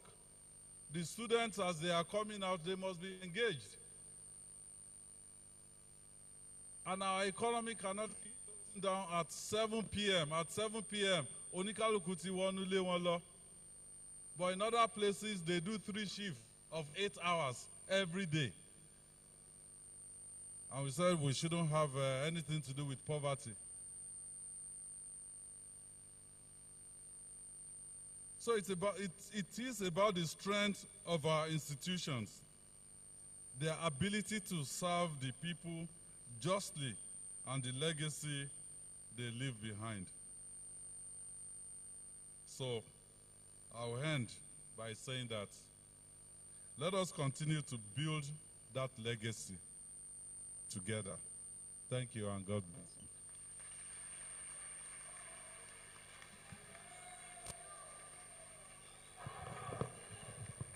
Thank you very much, Your Excellency. It's been a moment with you. Thank you very much for that keynote lecture. Thank you very much, sir. We appreciate you for coming and celebrating with us in Akure land. Thank you very much. That was the governor of Oyo State, His Excellency, Engineer Seyi Makinde, FNSC. Thank you very much, sir. And so, would like to move on quickly. I know that the discussants are ready for today's colloquium, whose topic is Roles of Nigerians' Traditional Institutions in Nation Building, Impediments, Impacts, and Prosperity. And if you're just joining us, I'd like to run through the identification of the discussants. We have on the table this afternoon Dr. Festus Adedayo. Thank you very much for coming. He's flanked by Professor Adedayo Afe. Thank you very much for also coming. We have the Attorney General and Commissioner for Justice in Ondo State, Dr. Kayode Ajulo, CONSAN. He's also one of the discussants. We have His Excellency Ambassador Good News. Odatiwa Women Initiative. Can I please plead with you? Can I please plead with you to be seated and enjoy this lecture? Thank you very much. Thank you very much. Mo mọ̀ pé orin pọ̀ ní kún yín tẹ́ fẹ́ kọ. Ẹ ní sùúrù, ẹ ní sùúrù. Thank you very much. Thank you. And so we're going to be moving on to the colloquium proper. For this colloquium panel session, the discussants would move to their table so we can kickstart that. And to moderate this session, I have the honor of inviting our own Kábíyèsí, Ọba Olúfálàì, the Olu of Iluabo. Ẹ ṣé Kábíyèsí o. Kábíyèsí o. Kábíyèsí o. He's going to be moderating this session. Now, just to take a brief moment to quickly acknowledge about two people who just stepped in. I realized that the former Commissioner for Energy and Mineral Resources in Ondo State, Engineer Razak Obe, is in attendance. Thank you very much for coming. A warm round of applause for him. We also have the Honorable Commissioner, Local Government Service Commission, Mrs. Bronke Gloria Ojo. She's in our midst. Thank you very much for coming, ma. And so I'd like to also use Nurse Ariola Adamolekun, beg your pardon, as a point of respect to members of the Hospital Management Board of Ondo State. Thank you very much for coming. I also noticed that Senior High Chief Shola Adegbomire, the Asai of Akure land, also stepped in whilst His Excellency was on the microphone. Thank you very much for coming, sir. Adukwe Pukbo. And so with a warm round of applause, I'd like to hand the microphone to the moderator of this colloquium panel session. A warm round of applause for His Imperial Majesty, the Kábíyèsí Ọba, the Oba of Iluabo, Kábíyèsí Ọba Olúfálàì. Thank you very much.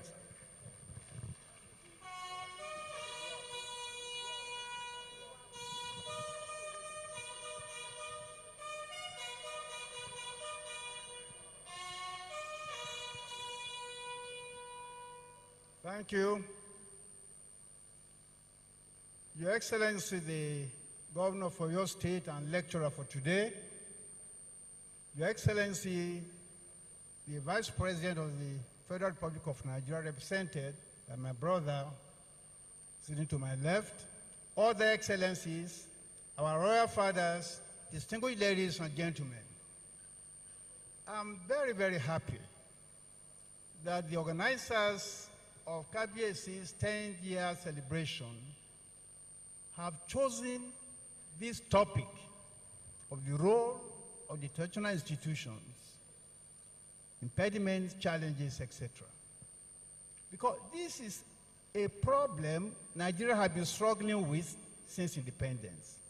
Do you completely jettison the traditional institution, or how do you integrate it into governance?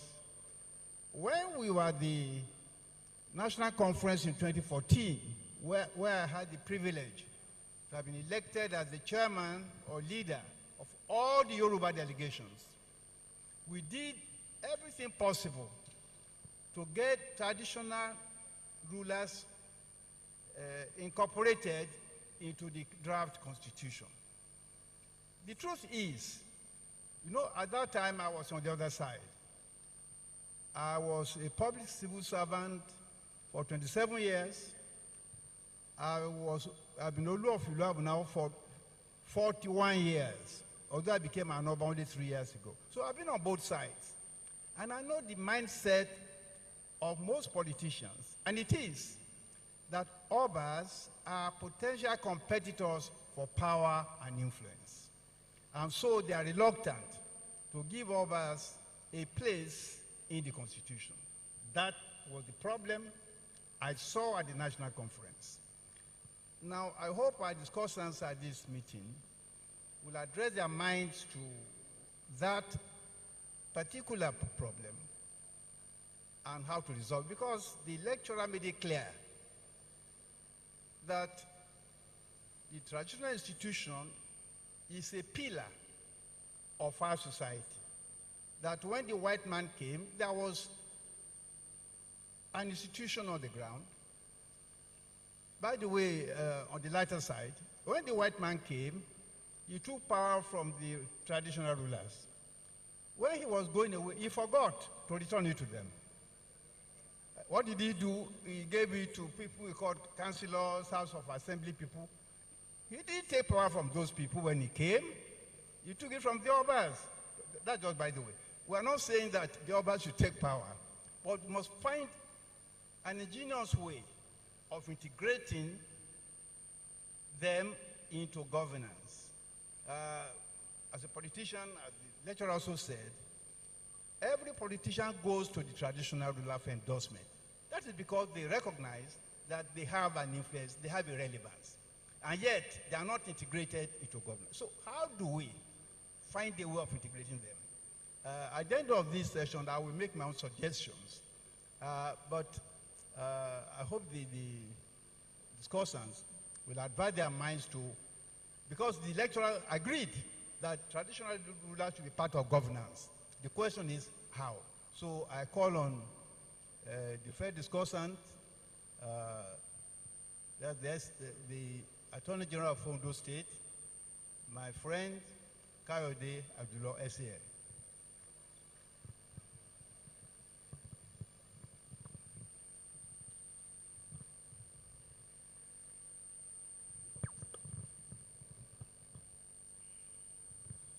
Thank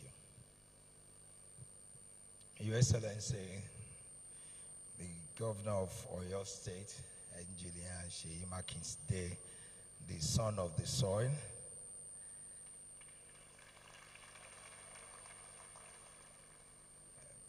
the Governor of Ondo State, represented by my brother, Dr. Taiwo Fashion-Rote, His Imperial Majesty, the Deji of Akure, Aladetoyinbo, Odundun Asudero II,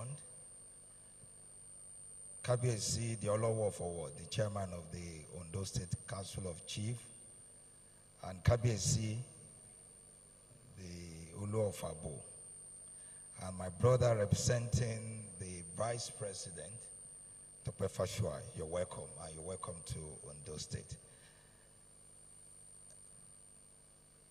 The MC, and particularly His Excellency, has already established a and rightful protocol. And I will only seek to, I know using the word stand on existing protocol is colloquial English, but let me use that because I think we understand it better. To stand on the existing protocol. Sir, please, before saying anything, I must confess that I come from a triplet perspective in doing this. First, as the Attorney General of the state, speaking from a legal perspective in speaking for the people and government of the state. And secondly, I'm proud to call myself as the honor chief of this kingdom. And with that, thank you. I come with the cultural insight and loyalty and love to the Imperial Majesty, Deji of Akure. And finally, I come as a passionate citizen of this country in which I have to share the experience of our people. But today, I speak simply as Kayode Ajulo, a devoted citizen and adopted son of this kingdom. And before saying anything, I think, despite the fact that I want to speak as Kayode Ajulo, we cannot take the fact that I still remain the Attorney General of this state and the administration of Ondo State when we need to interrogate the issue of traditional institution in nation building, the obstacle, the impact and prosperity. I'm sure we all agree that the government of those states under the leadership of His Excellency Dr. Lucky Orimisaye Datua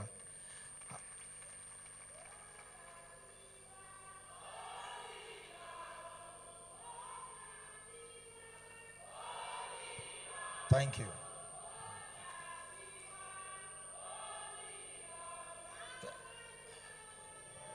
Thank you.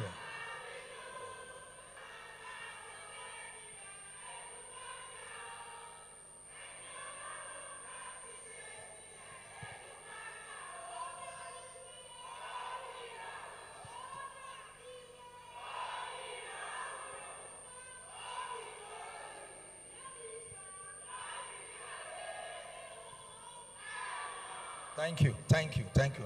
I'm sure you agree with me that under the present dispensation in Ondo State, this administration has consistently honored and consulted and supported our traditional rulers as the keeper of our street, of our history and builders of our social unity. And if I must state, sir, and if I permitted, are we going to talk about the consistent salary and the local government percentage of allowance that this government is giving to our traditional rulers for them to function properly? Are we going to talk about the restoration and elevation of chieftaincy title, particularly to marginalized communities? Are we going to talk about the security partnership with our traditional rulers and in preserving royal heritage? I know I won't like to bore you with what the administration has done. The secretariat for our king are still there, standing majestically. It was recently commissioned and to the use of our traditional rulers and the people. And I think we need to say something about that. And I believe in the time when tradition risks being overshadowed by modernity, this Ondo State has chosen collaboration over control, and I believe we deserve recognition for that. Mr. Chairman, when we talk of legal perspective, a society without law is like a drum without rhythm. The backbone of traditional institution in Ondo State is governed by the chief law, Cap 29 Law of Ondo State 2006, which outlined the roles and responsibility of our chief.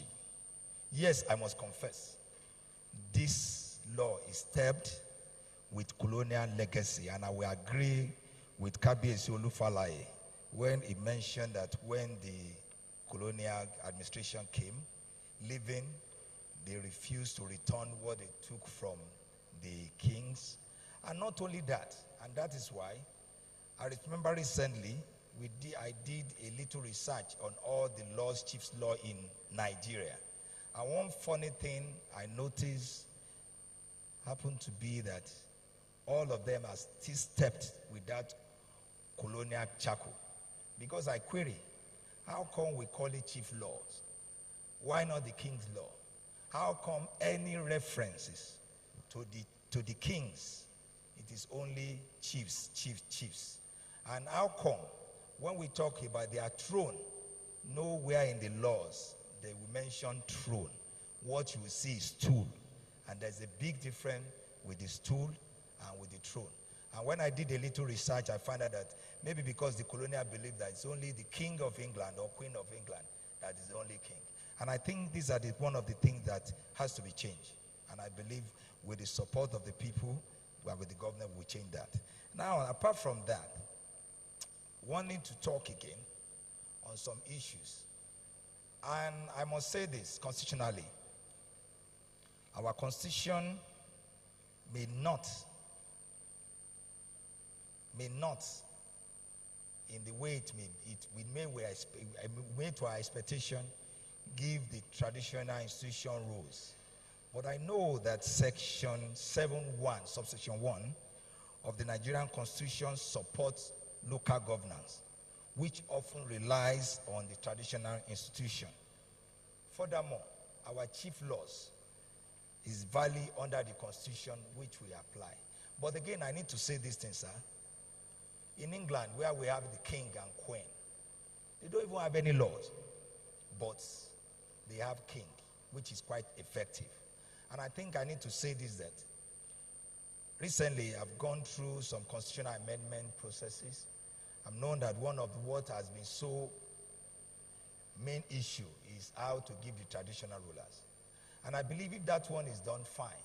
But I believe as a lawyer, knowing that when we talk of issue of resources of laws, apart from the Constitution, apart from the law and convention, we have traditional institution entrenched in our polity, in our system. What is expected is how we can galvanize, we can come together, have synergy with them to ensure that they continue. I take notice of the title of this topic of this discussion, role of traditional institution in building nation building, obstacle and impact and prosperity. And I think I will come with this submission that the traditional institution has feared, the government has recognized them, and that is why most of our law recently, we always have our traditional institution in most of the boards, in composition of most of all our agencies. And that is one of the whole thing. And I think what we should do is, I believe that too much is given, much is expected. And that is why, before I started talking, I said I want to speak as Kayode Ajudo, not as officials of government. So whatever I'm saying now, it will only be attributed to me, not to the state government that I'm the Attorney General. Because I'm saying this because that what is expected of our traditional rulers, yes, they've done so much. If we need to look for the examples of a traditional ruler that have done what is being expected of him, is Deji of Akure. I know that is why if Deji should call us anytime, we'll be there. I've been here earlier than when one is supposed to come. But I must say this, there are some conduct of some of our traditional rulers that still leaves more to be desired. And I believe being a custodian of our culture and tradition, it is expected that whatsoever they will do is for that promotion of that culture and tradition. But unfortunately, this is the age of social. But some of these our rival leader, what they do sometime, I think if much is being asked for, they should know that much is being expected of them. And again, we have to look at one issue. When we talk of dignity, partnership, and prosperity, It depends on what the traditional rulers stand for. And like what I've mentioned earlier, our law has demonstrated and our government has demonstrated that we respect them. We place premium on them. And finally, in moving ahead, we must continue to recognize our traditional institution as partner in governance. We must ensure that laws reflect cultural reality and not towing to the colonial remnants and their thinking. We must continue to develop funding and training for traditional rulers in conflict resolution. And again, hand over legacy where tradition is respected and always believe. In closing, sir, Mr. Chairman, let's remember that traditional institutions are not relics. They are resources.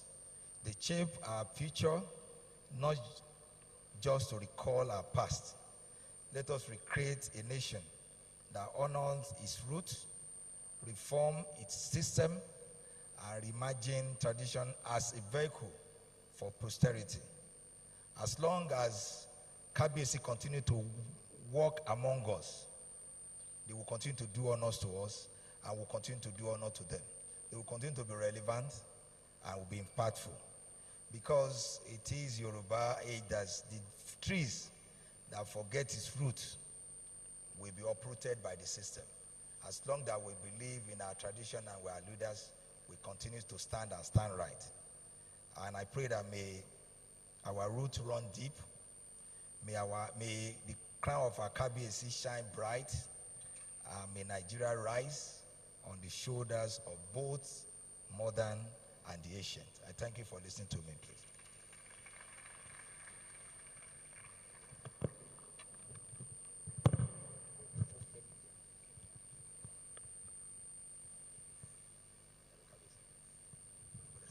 Thank you very much. I'm sorry I failed to indicate that each discussant will have just 5 minutes because we have other activities scheduled for today. I now call on, sorry, I can't see the next discussant. Please speak for 5 minutes and then hand over the microphone to the last person.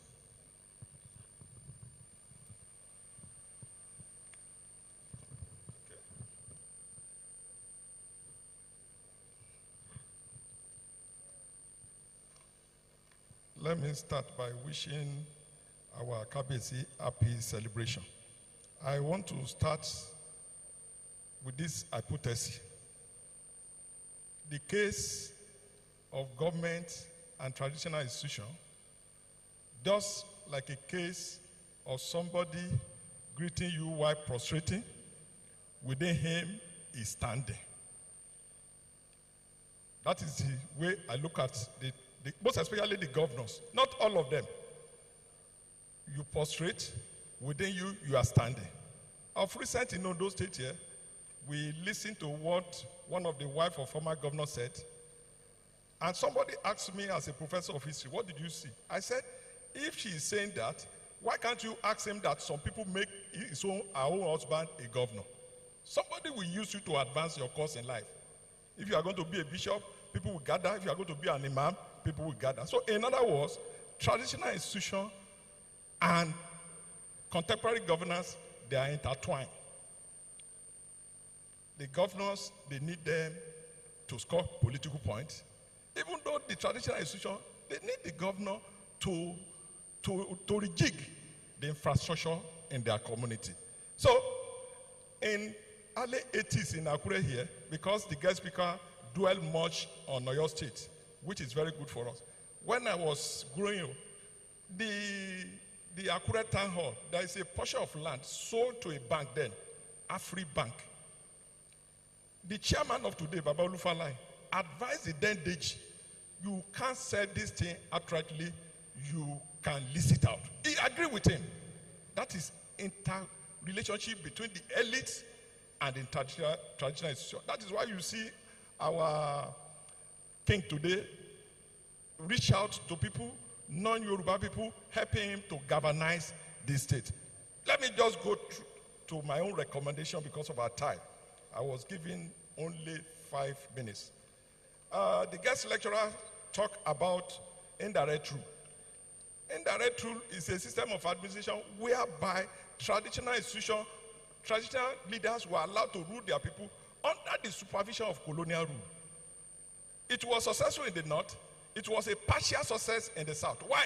Because the elite, they were not happy that the power of the traditional institution were increased. Because most of them that study outside this country, they are taking what, after returning back home, they will take over government. So I'm advising our traditional institution, if you are going to achieve much, which definitely you will achieve, you must carry your people along. Traditional institution, even though the women, so that the community will move forward.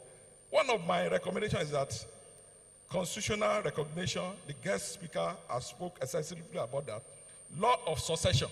All these things must not be a cosmetic thing. It must be in the law of the land.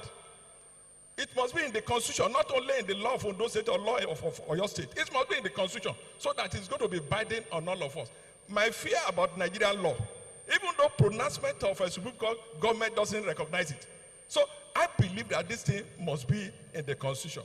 Regulation, prevention from politicization.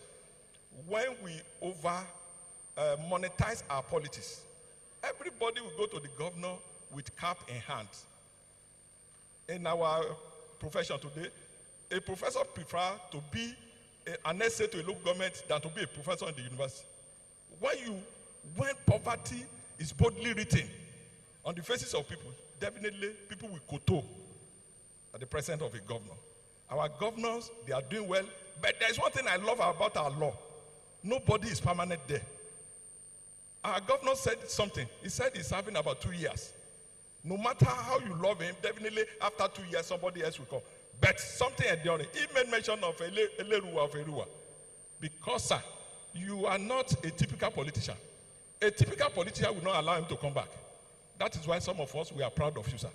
The way you handle the case in Oyo, some of us outside Oyo say we do extensive reading, sir. And we have colleagues, that's why there is relative peace. There may not be absolute peace. But relative peace is still okay. And I know Oyo will continue to work stronger. Reform must be holistic. And there's what I call overbearing tendency of our government on traditional institutions. How will you say that before a king will travel, there must be a permission? That one is absurd. So I believe that if there are going to be anything that you want to put into our constitution, all those things must be looked into. As a king of a town, there must be freedom of association. We are doing the military, but it's still happening now. When Emir of Kano, then, and about Nibushi, Chijuade, they were suspended.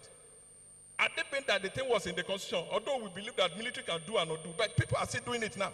So I want us to look at that. And the legal framework, paramountcy, that is one thing I want the government of Ondo State. There must be paramountcy in Ondo State. Back up with law. In 1976, October 3rd, when the state was created, I am aware that Olowo, Deji, Oshemafe Obundo, they were first class over. So I want the government of Ondo State to look at that so that there will be relative peace in our community. Thank you very much. Thank you very much, sir.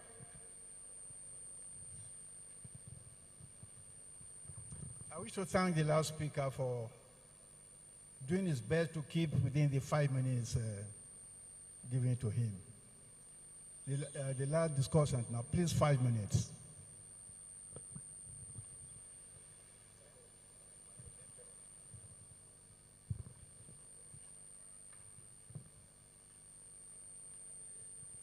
Thank you. For the sake of time, let me also skip the protocol. I want to commend the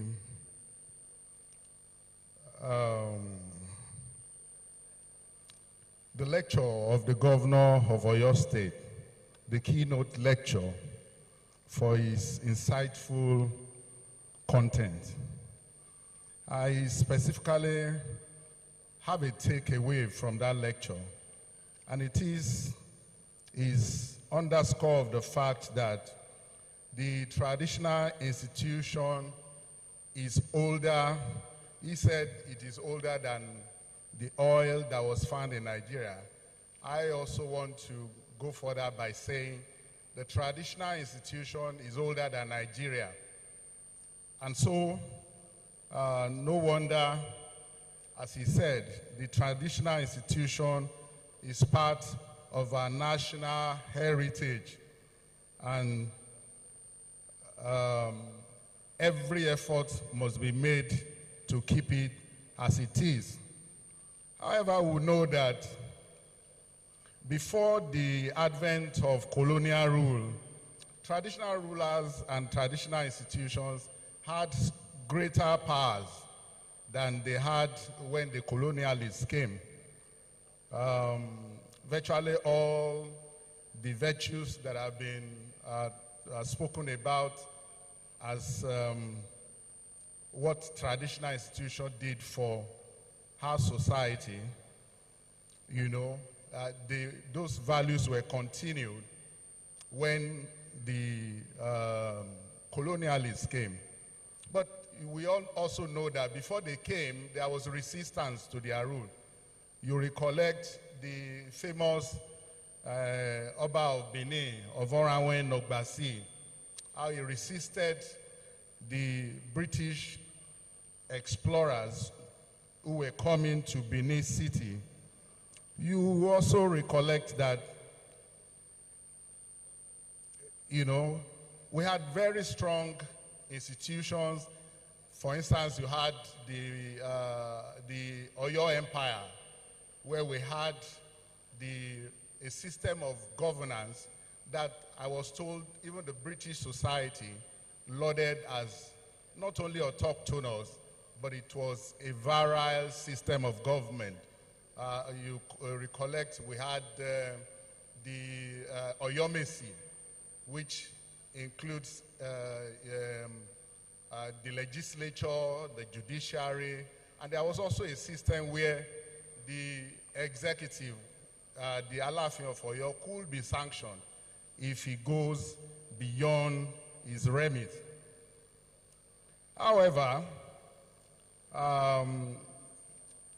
the colonialists attempted to whittle down the powers of the traditional institutions, and that should be taken for granted. If you look at all the constitutions they had, there were attempts to whittle down their powers, from the Macpherson Constitution to Little T. For instance, the Hugh Clifford Constitution in 1922 downgraded traditional rulers, and the Littleton Constitution in 1954 also, you know, that constitution was the one that brought the federalism into Nigeria. Also, in a way, attempted to downgrade traditional institutions. The downgrade of traditional institutions in Nigeria has followed that pattern. 1960, 1963 constitutions, you recollect, the premier had so much powers, and he could unilaterally, if you like, depose Obas. You remember how the Alaafin of Oyo was deposed, and the former Olowo of Owo as well. So the downgrade of traditional institutions by people in government has followed that pattern. However, don't let me bore you with history. There was a particular very instructive suggestion by the Olu of Iluabo, Chief Olufalaye, who wanted us to talk about how to inculcate traditional rulers into governance. My take may be different from every other person, in that to get traditional rulers to the position they used to occupy, the traditional institution must bring back honor to its fold. As things are at the moment, not many people regard that institution. And why has regard fled the palaces? Number one is that that institution is held together by myths. There are so many myths that surround the palaces. For instance, I know that it is said that traditional rulers should not eat in the presence of ordinary mortals. Today we have obas who drink beer in the public, and they want people to give them regard. There are traditional rulers, I've seen traditional rulers in public who remove their caps. Traditional rulers are known in Yoruba land now about land grabbing. How do they want governments or even their subjects to respect them? So, if we want traditional rulers to be inculcated into the system, they must win the respect of their subjects. It is not as if, yes, those days we had traditional rulers who later became governors. The Ooni of Ife was the Governor General at some point during the First Republic. We should have that. We also have traditional rulers. Look at Chief Olufalaye, a renowned economist, former secretary to the government of the Federation. They have pedigrees, and they should be respected. However, we have dregs among traditional rulers who are bringing dishonor to the institution. So those myths about the palaces must be restored. Only recently, you had the Awujale, the passage of the Awujale of Ijebuland. And the Awujale was buried like ordinary mortal. How do you expect that institution to be seen as different from the Lemomu? Because it was, we used to hear of the sacredness of the burials of Obas. However, the sacredness is being eroded, and the institution must do all it can to bring back his honor.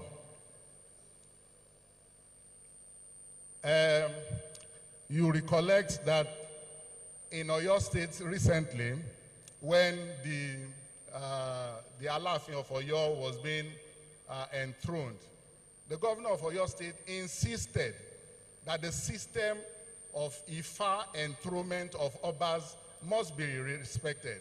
Those are the myths that surround the institution of Obaship, and for us to inculcate them into the fabrics of governance, as we did with the Ooni of Ife during the First Republic, they must bring back their esteem. Thank you. Thank you very much, sir. Your Excellencies, our royal fathers, ladies and gentlemen, the fourth discussant is Professor Igali, Chairman of the FUTA Board. He'll be speaking to us on the screen. He's not here in person. So I hope those in charge will now ensure that Professor Igali can have access to this audience. Again, his time is 5 minutes like the others.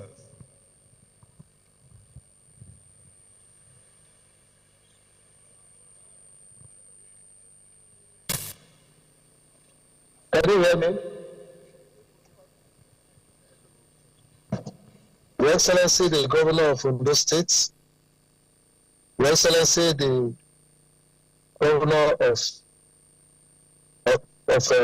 Oyo State, my brother Seyi Makinde, whom we consider a proud son of Bayelsa State. My father, Chief His Royal Majesty Oba Olufalaye, whose footsteps I'm following, having myself been in public service for 35 years as a Federal Permanent Secretary.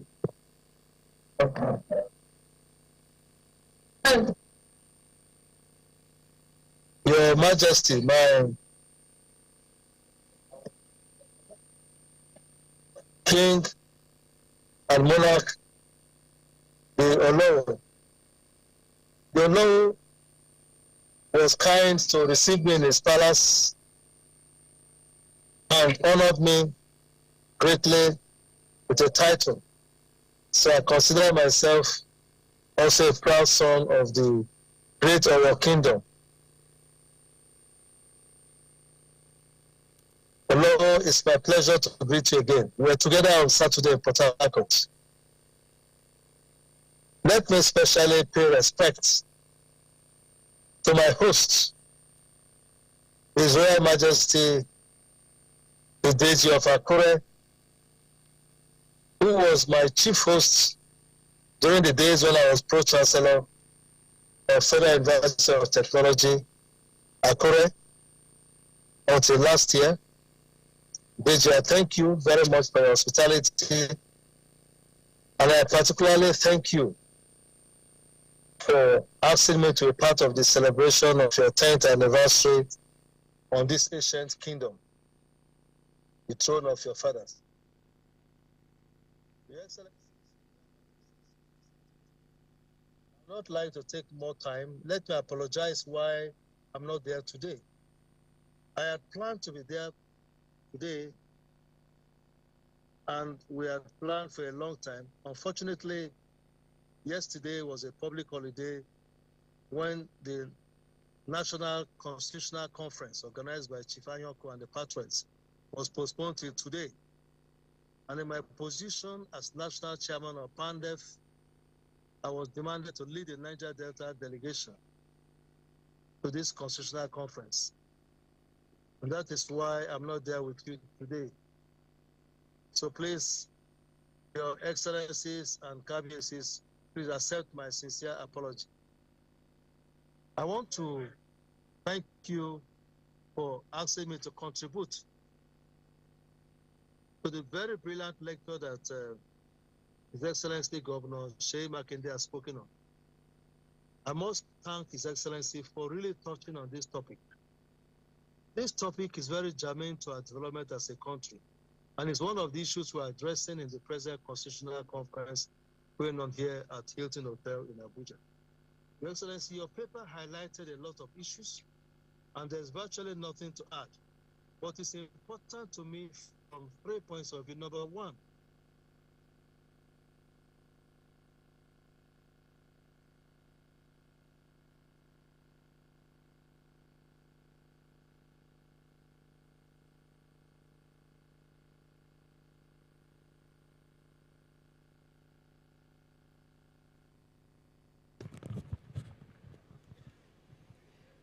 Thank you very much. I think, with the kind permission of His Excellency. My PhD.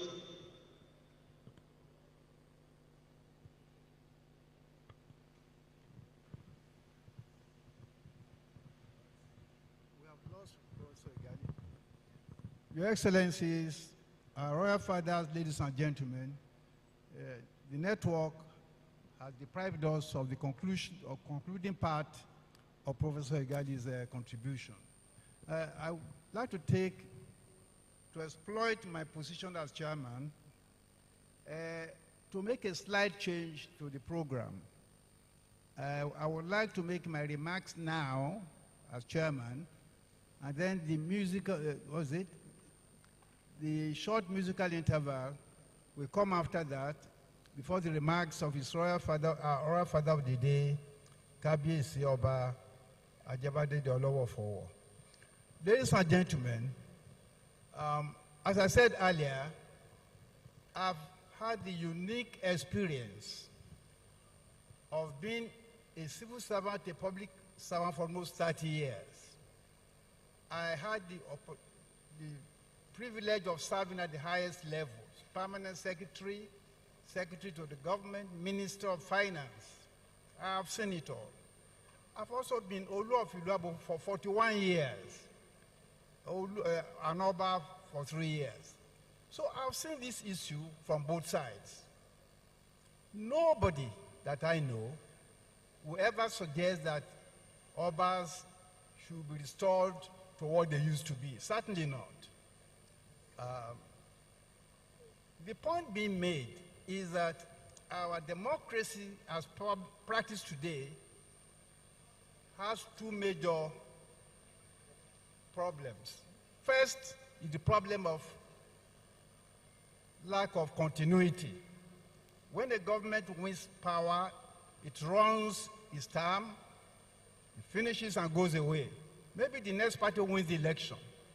That new government is not obliged to continue with the programs and policies of the preceding government.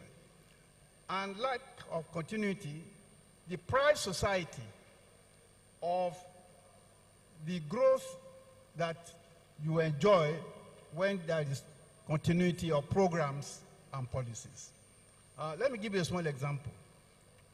When I was in government as secretary to the government, General Akure was Minister for Industries and was very much interested in getting Nigerian engineers to build a Nigerian car.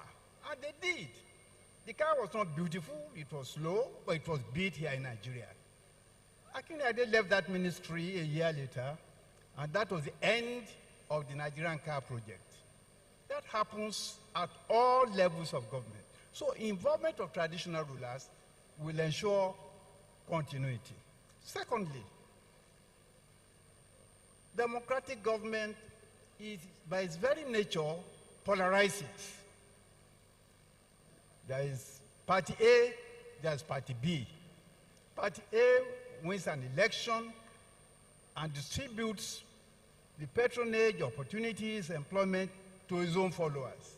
Party B is just an observer in the process. They are hardly included.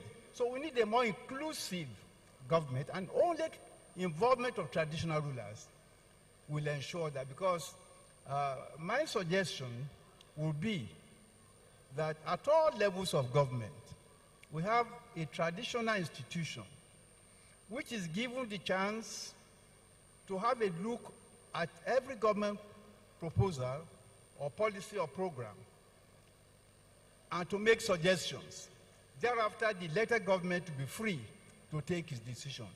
But the traditional institution will have had a chance to have an input into decisions being made in government.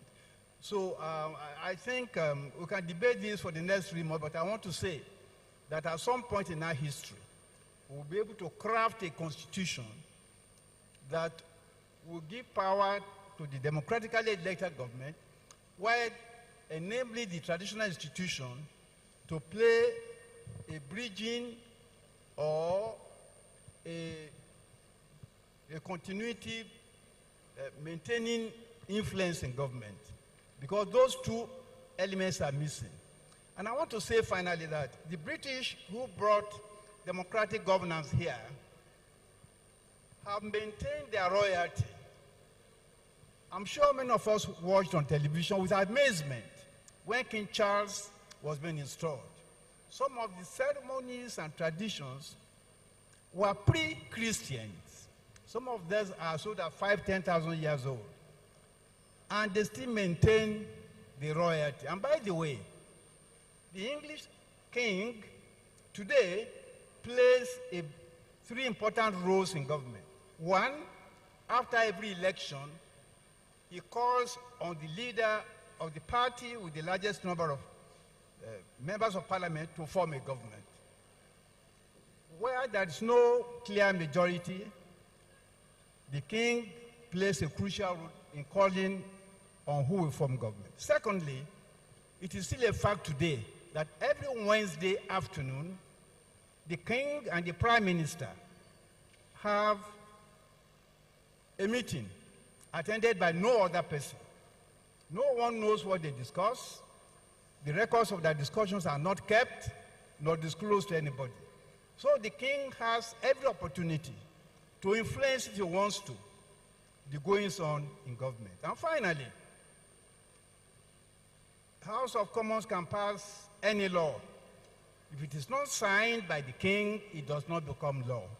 I'm not saying we should borrow that model, but I'm just saying that the British who brought democracy here have succeeded in integrating their royalty into their democratic system. Your Excellencies, Royal Fathers, distinguished ladies and gentlemen,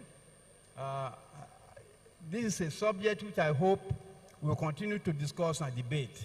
And I would recommend that, if it's possible, that Oyo State or Ondo State or both should organize retreats on this matter.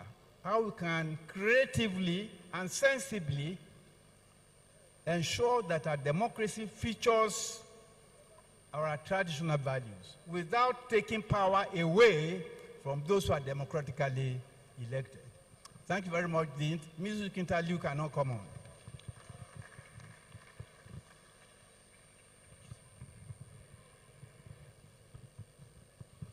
A beautiful round of applause for the chairman on today's occasion. Kabiyesi Olufalaye, thank you very much for that. To our distinguished discussants, Dr. Festus Adedayo, thank you very much. Professor Afe, thank you. Attorney General Ondo State, Dr. Kayode Ajilo, thank you very much. Because of our time, ladies and gentlemen, we won't be able to take the Q&A. We won't be able to take questions, but if there are questions you have, you can direct that to the committee who will pass it across to the chairman.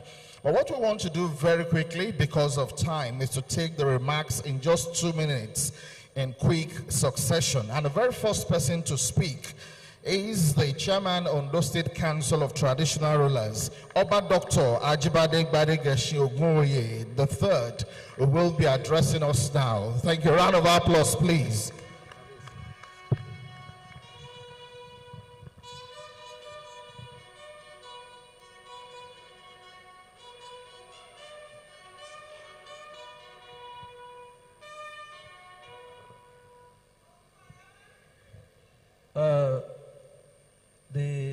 The Vice President of Nigeria, who is ably represented by Dr. Tope Fashoa, the Governor of Ondo State, who is equally ably represented by the Secretary to the State Government, the Governor of Oyo State, who is present there personally.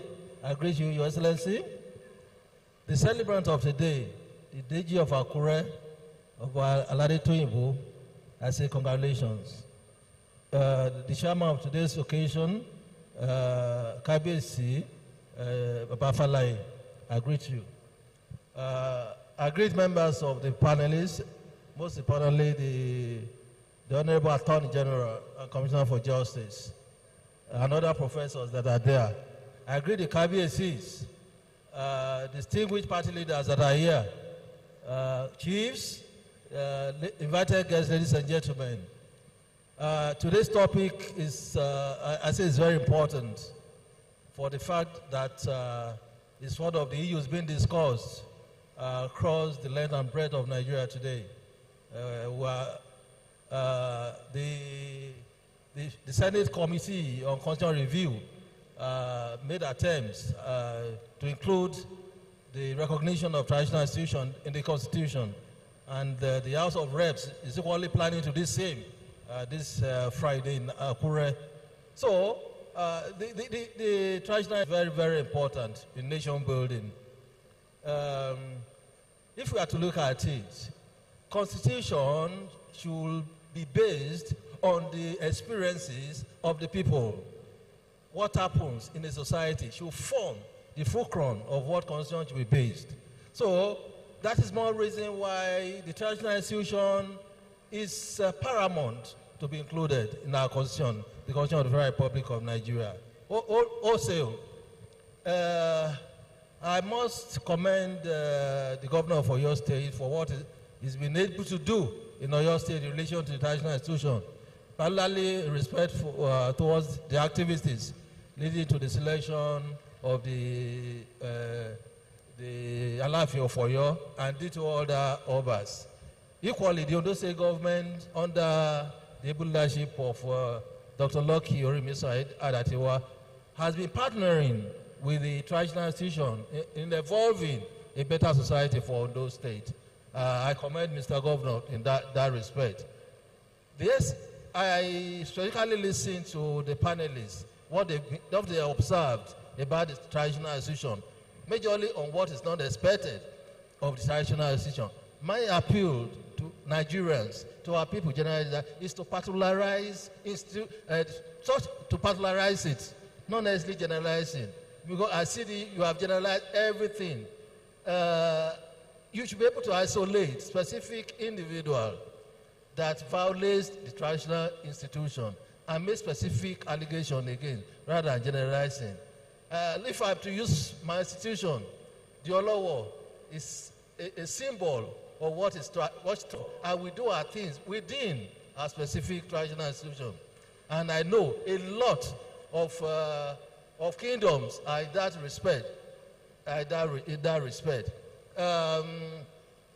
My appeal, I observe that one of you, I more commend you for making recommendation that there must be paramountcy to be implemented in Ondo, just like in other states.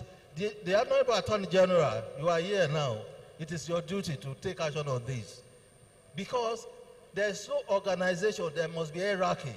There must be a hierarchy of authority. So that it is when you generalize issues, in a situation where a creation is equal to its creator, there will be anomaly.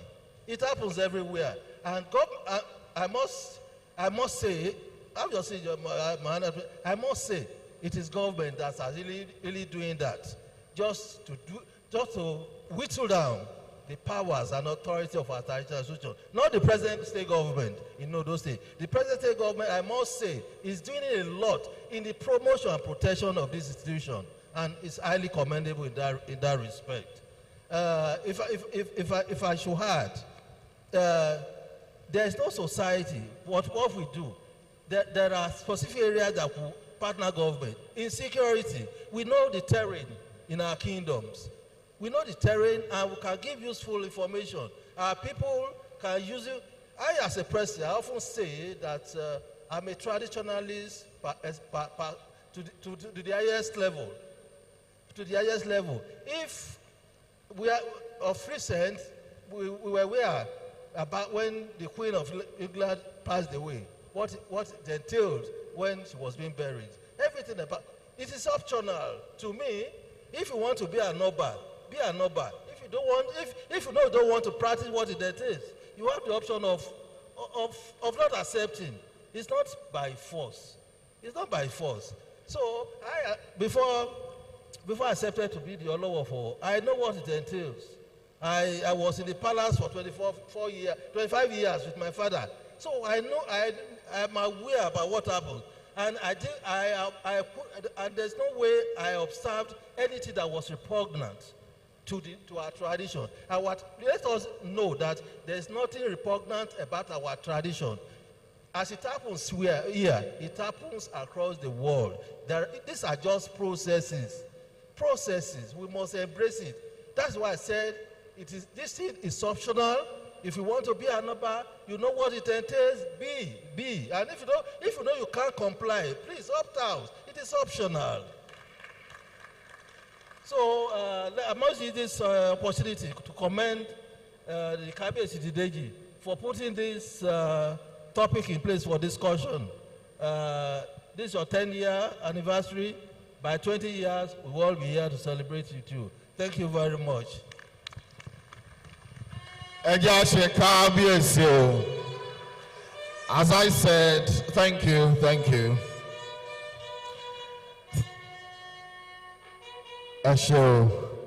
very much. As I said, the remarks will be coming in quick succession, and the next to speak is the man of the moment, And that's the Kabiyesi we are all here to celebrate. Ladies and gentlemen, I respectfully invite to the microphone His Imperial Majesty, Oba Dr. Aladetoyinbo Ogunlade Aladelusi, Odundun II, CFR, the Deji and Paramount ruler of Akure land for his royal remarks. Ẹ jẹ́ a ṣe Kábíyèsí o.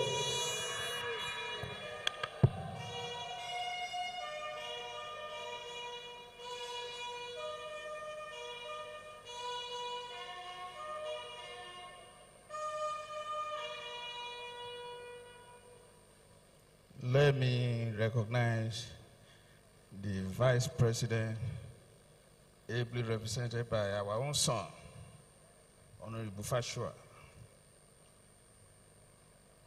My governor, our governor, Olori Okobambam, the governor of Ondo State, ably represented here by Omo Baba.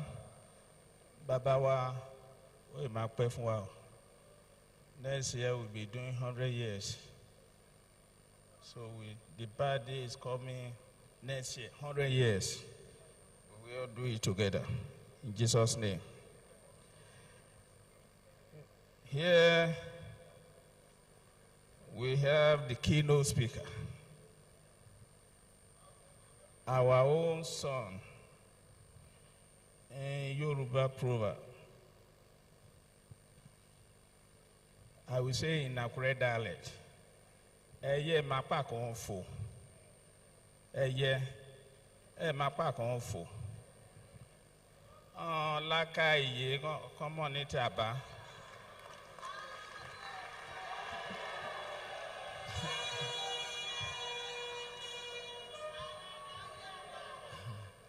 That's why Governor Makinde is doing good, though, because Ibadan people, they are nice. Akure also is nice. That's why it's performing excellently well in Oyo State.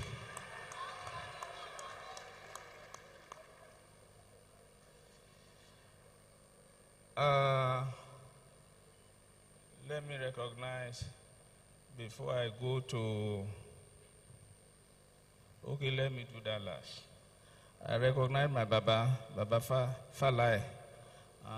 Baba Deji is Baba Deji. He's wearing two crowns, Baba Deji and Kabiyesi of Iluabu. Because if I start how we started, it will take me a whole day, because it's my role model, my everything. Where I am today is one of the master plan, the bedrock. So thank you, sir. I appreciate you, sir. I mama she tabate she ti baba fe 100 te 180. I ma she ti every year to ma po. My own chairman, the state traditional ruler chairman, Akure Lumasulale is going to sleep in Akure tonight. He's my good friend, a good king, very loyal.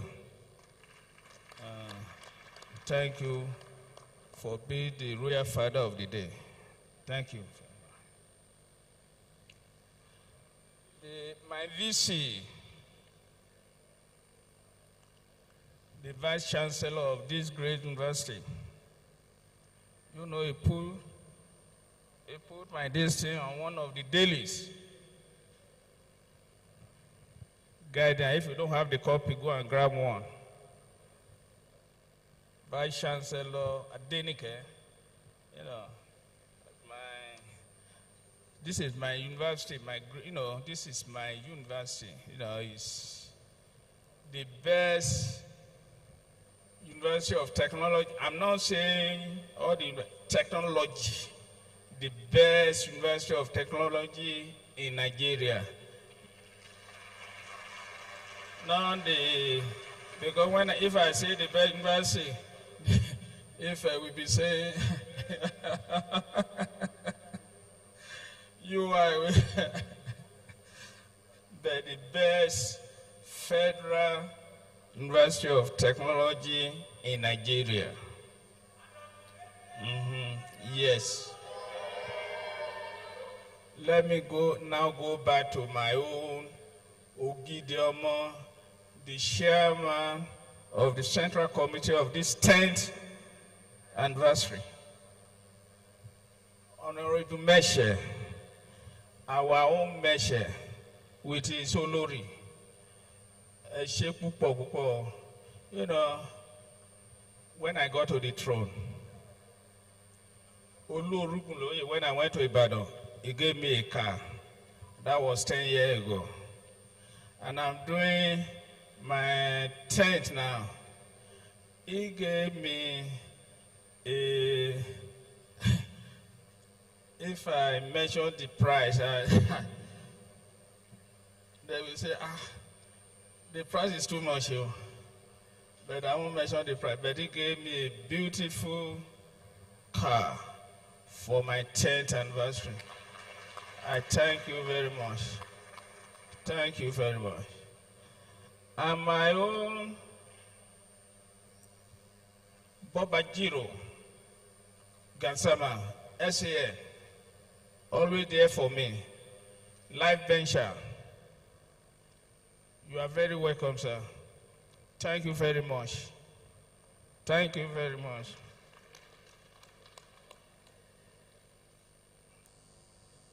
Our own Attorney General, he got a chieftaincy title when he was young, but now he wanted to change it to Bahamufi of Akure. So you will get it to our own son. It's our own son too, son of the soil, our own son.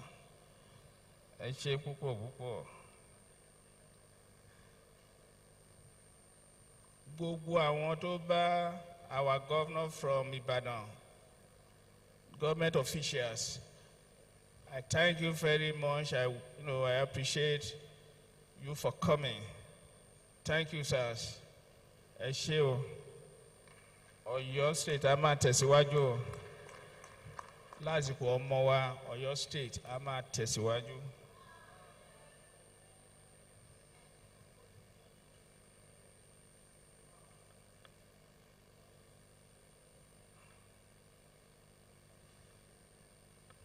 I just want to. Where is my boy?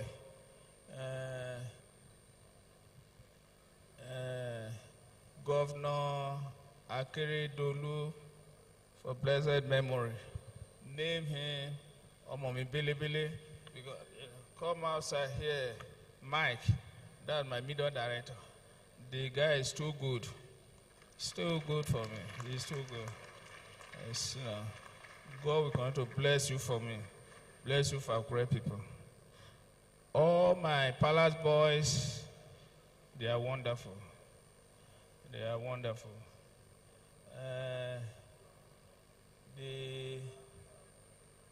The Olus, I have some Olus who are here.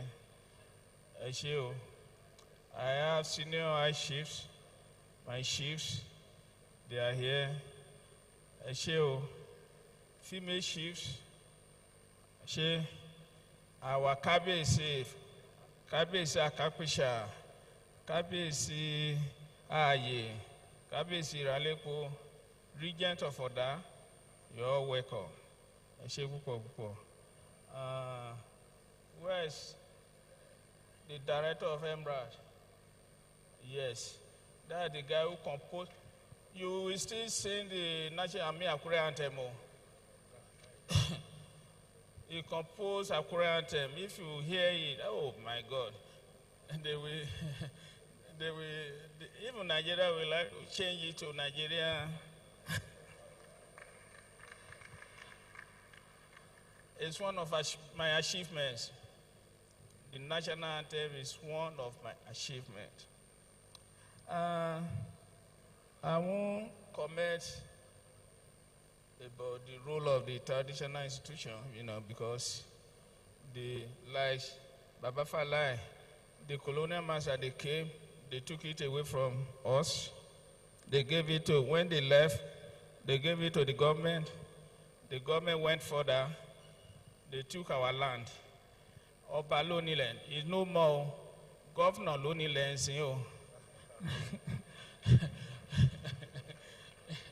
Governor Loni. Oba Loni, no, Governor Loni land. If we want anything now, we go to governor. Give us some. So I thank my students. Are you all here? I greet you all. Oh. Thank you for coming. The member of APC, member of PDP, they are all my parties. PDP, they are all my parties.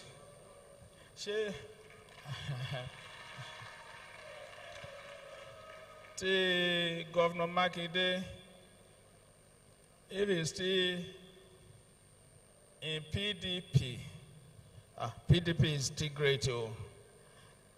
PDP is still great. Our Eddie, Honorable Eddie Adefeso, Pabo.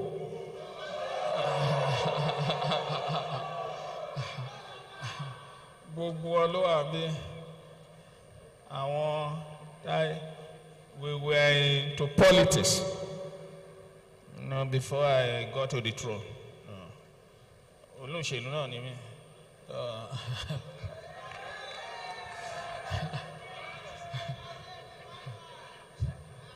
So, not to waste your time, I just 10 years ago, I thank God Almighty for keeping me up to this time. I give him all the glory. If not because of him, I wouldn't be here.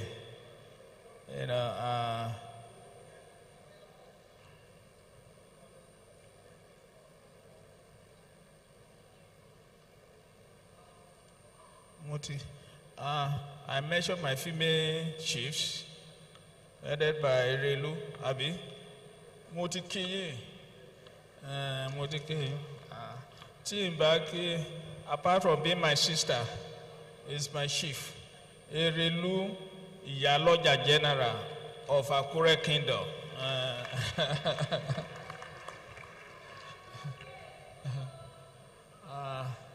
God has been so merciful to me because of His grace. I will keep on worshiping Him. If you have God, you have everything. He gave me, because gave me all the good advisors. When the panel. When I got to the throne, that very month, the Akure chapter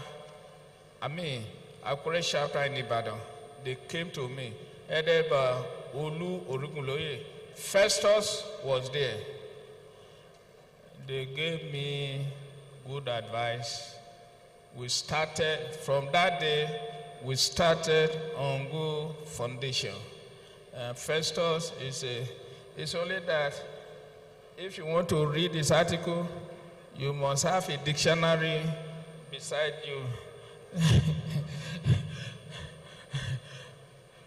So Festus and Olu, your team, I'm very, very grateful.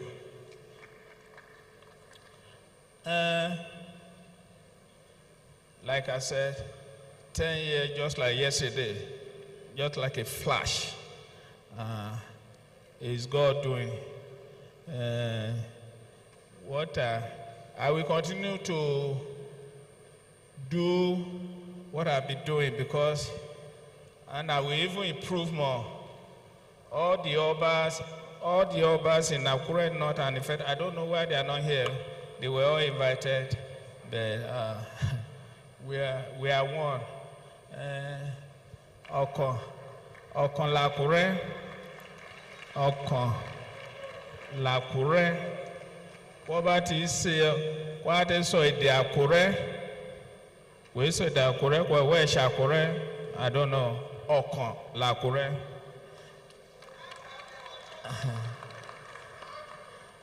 My Balogun is here too. The Balogun of Akure Kingdom. The CMD, Professor Ojo, is gone. Oh, okay. One of my achievements too is having a federal teaching hospital in Akure Kingdom here. Because Akure is the only, when we went to Shagari, Buhari, when he was of a blessed memory, when he was installed as inaugurated as the first president, we, the Council of Forbes in Southwest, went to him. He was asking us, what do we need? What do we need? I told him that out of the whole nation, Akure is the only state capital that doesn't have teaching hospital, whether state or federal. So he told me then that we are going to get one. And today, we are having one federal teaching hospital, FUTA. So it's one of my achievements too. So if I have all these good things coming to Akure, that's my joy. That's my joy. And if I have all my boys, all my sons and daughters, progressing, that's my promotion. Because Ashamo, Shifa Ashamo, Omo Ojoba, where Shawuri, yeah, Wuri Kora, yeah, Omo Ojoba, where Shawuri, Governor, do you, Omo Ojoba, what do you want to become? You want to become God? No. So my own promotion that I'm looking for now is my people to progress, Akure to progress. That's my. I don't want any other promotion. I can't be governor. I can't be president. Governor will go. Deji will still remain.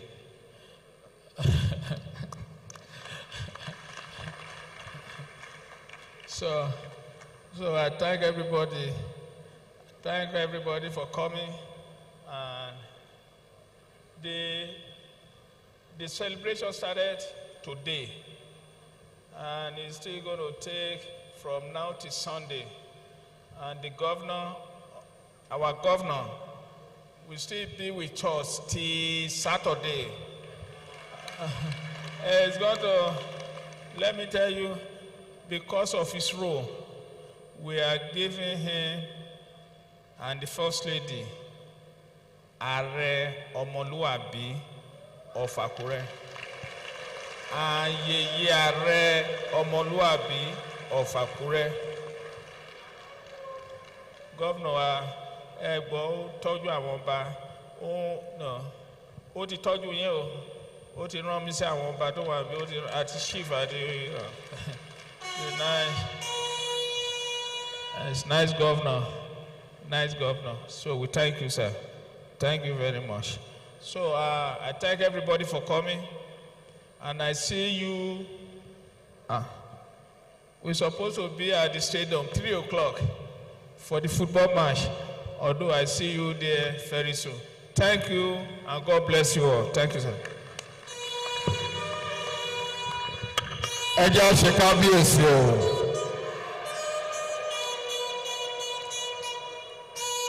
Thank you. Yes, thank you very much. Just as Kabiesi said, the football match should take place by 3 p.m. And so The next set of remarks that we have, the representative of the Vice President and Mr. Governor will also speak. So ladies and gentlemen, let's have the representative of the Vice President of the Federal Republic of Nigeria, who is represented by the Special Advisor on Economy, Dr. Tope Fashua. A round of applause. Thank you very much. I'd like to stand on existing protocol, but I'd like to greet members of the high table, Ondo State Governor here represented, my Governor Seyi Makinde of Oyo State, Kabiyesi himself, Deji of Akure, and of course, hello for my senior brother, my Egbon as well as Baba Olufalaye, Oluabo of Iluabo. Ladies and gentlemen, so I have a speech, but I'll paraphrase it to just 2 minutes. And I think you may be able to time me if I go beyond that. Protocols observed. It is with profound honor and immense gratitude that I stand before this august assembly today on this momentous occasion, marking the 10th anniversary of the coronation of His Imperial Majesty, Oba Dr. Aladetoyinbo, Ogunlade, Aladelusi, Odundun II, the Deji of Akure Kingdom.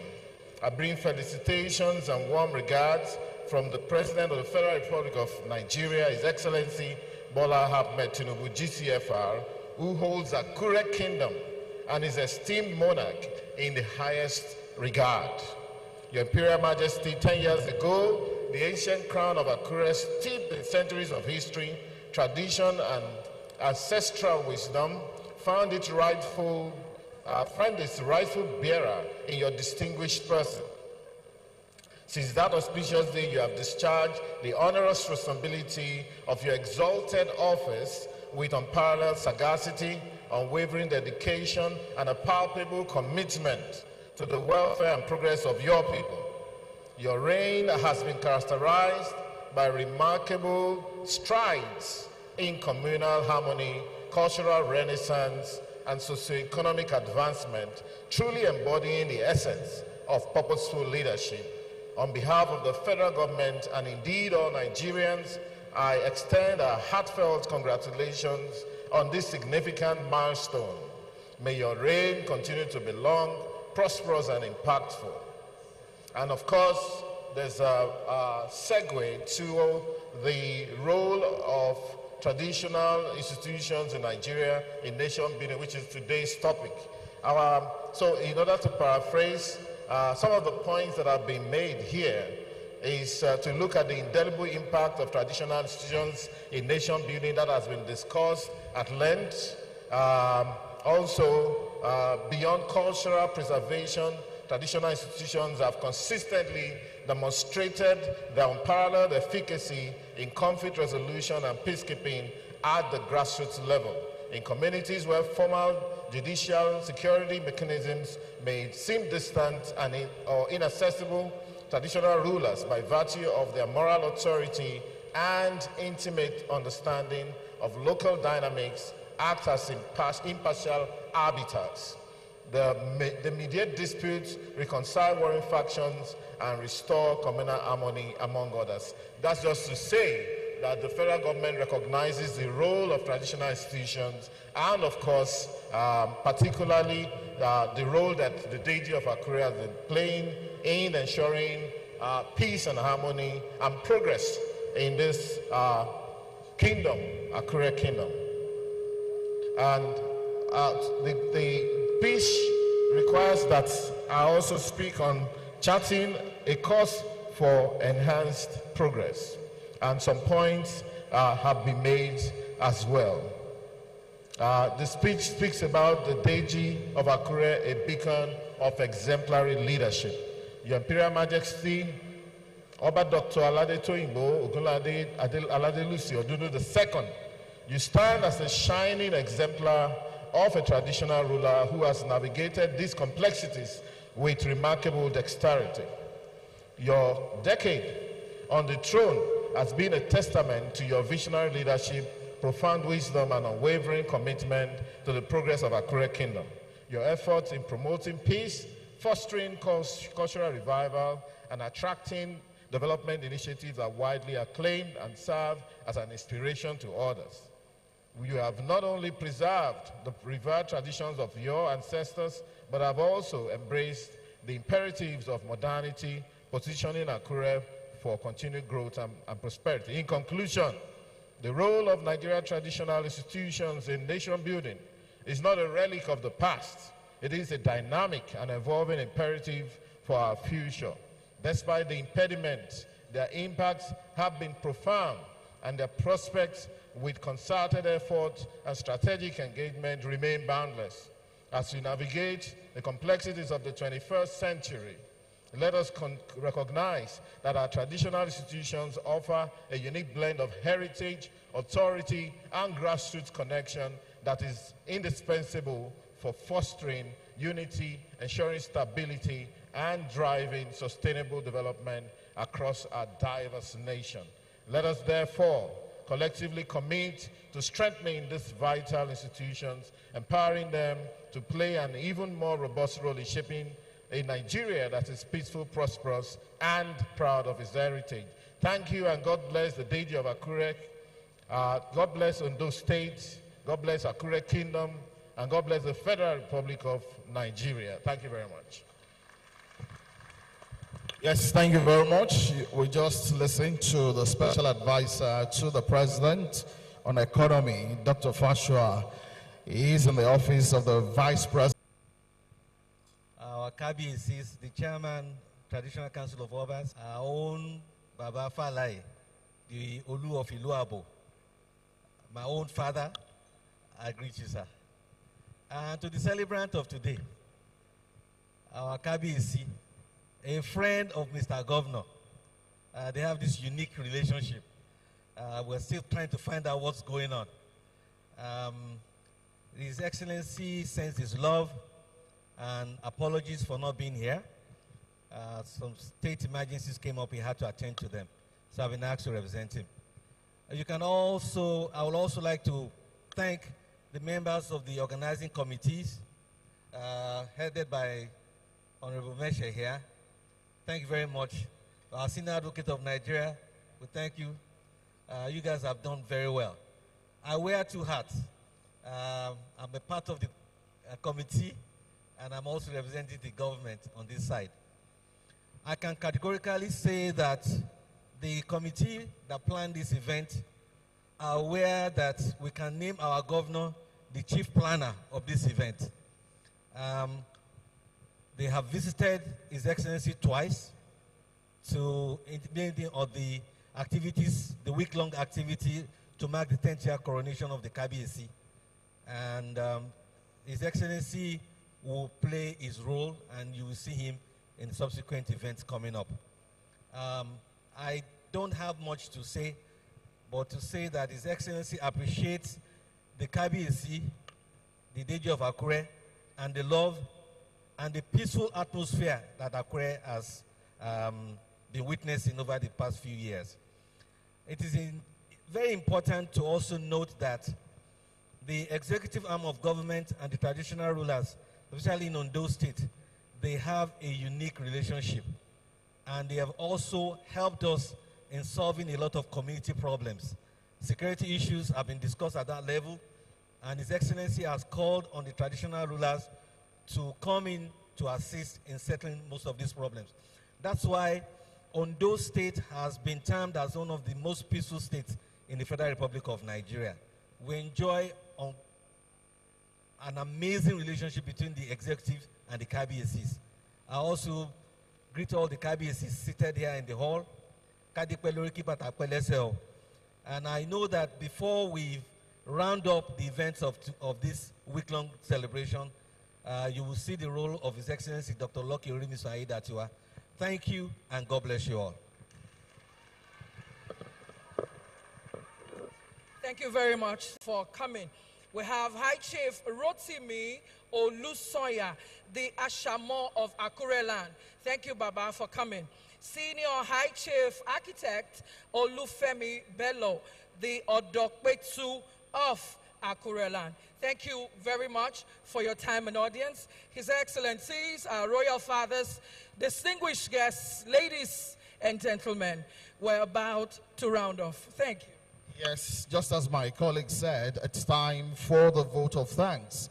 And to lead us in the vote of thanks, may I respectfully bring to the microphone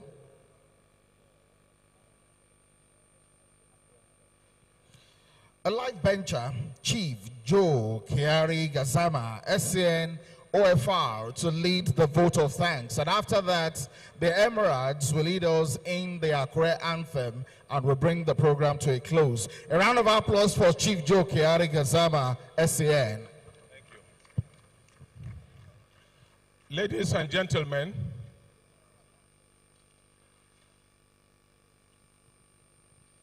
whatever has a beginning has a necessary end. Now that we are about to draw the curtains and end this very August event, although we are not in the month of August, it is my honor and privilege to appreciate everyone.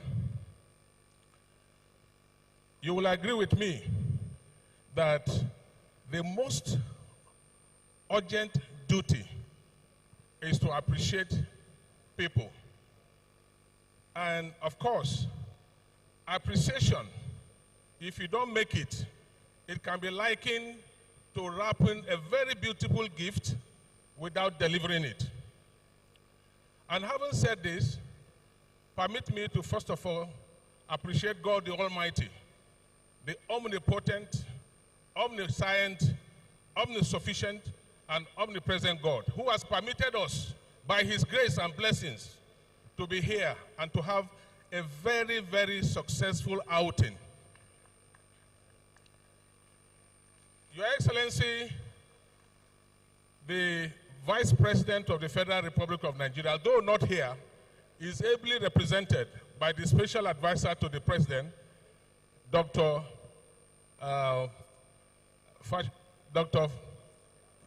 Fashoranti, not Dr. Fashua, Dr. Tope Fashua, whom I knew very well. I appreciate you, sir, for representing His Excellency. I appreciate the able Secretary to the State Government representing the Governor, who is not here, but because he cherishes this event, he has sent him to lead a powerful delegation at this event.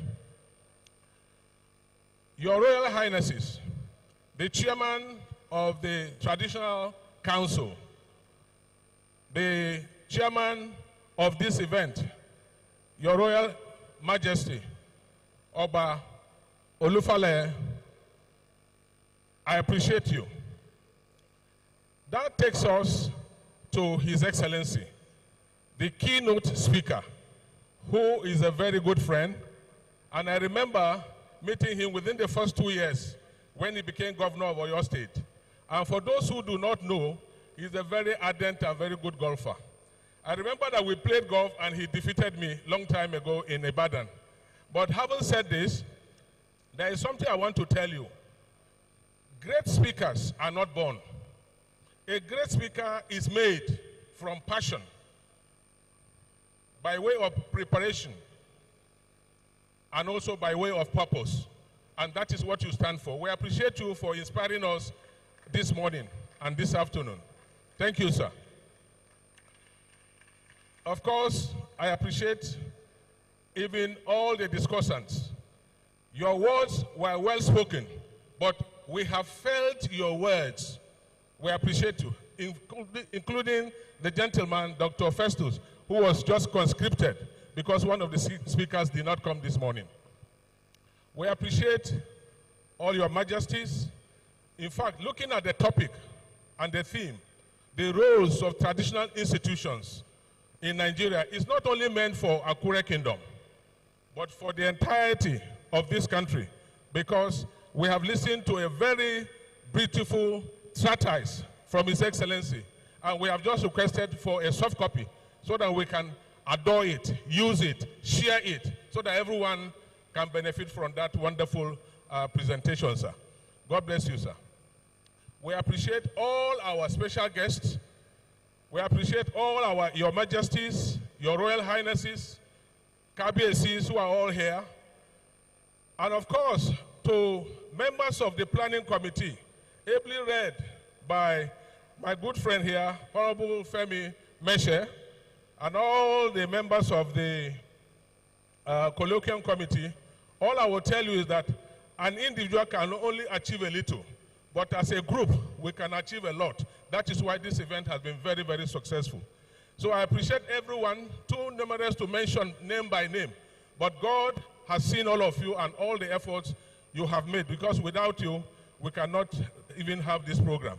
So in this connection, and in this regard, I have been mandated to present some beautiful plaques to our keynote speaker. Let us have it. Can I invite my chairman? I cannot do without you. Please come here. Mr. Chairman, hurriedly come here. Thank you.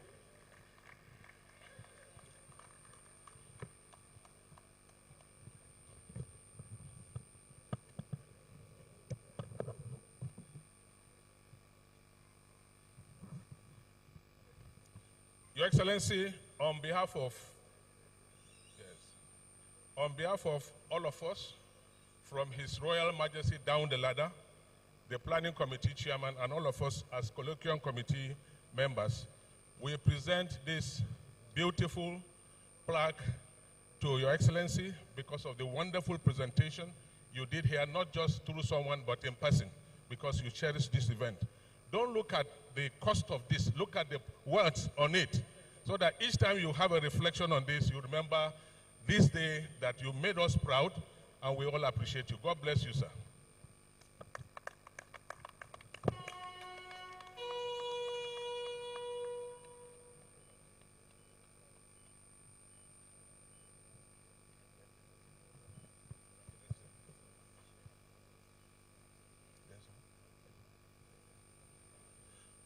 May we seize this opportunity to also present to our speakers, our discussants, who have done us proud despite the short notice. This is to Dr. Festus. This is Professor Afe. Yes, I can see Festus by my side. This is to Professor Adedayo Afe. God bless you, sir.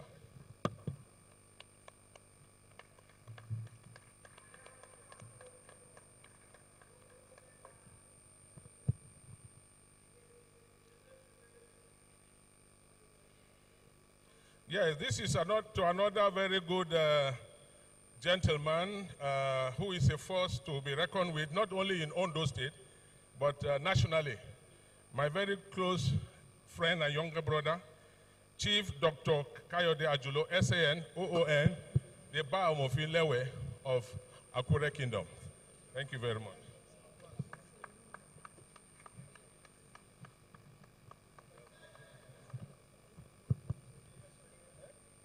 Well, Professor Ambassador Igali is not here, but if he has a representative, okay, the registrar will collect.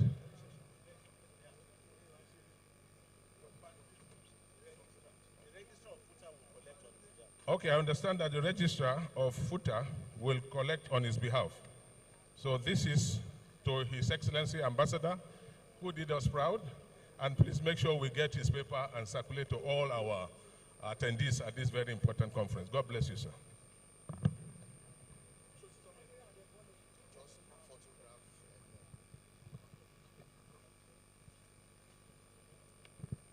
Now, this one is for our own very eloquent discussant who was conscripted at short notice, and he did very well. I listened to him also from the beginning to the end. His contribution was very, very courageous. God bless you, sir.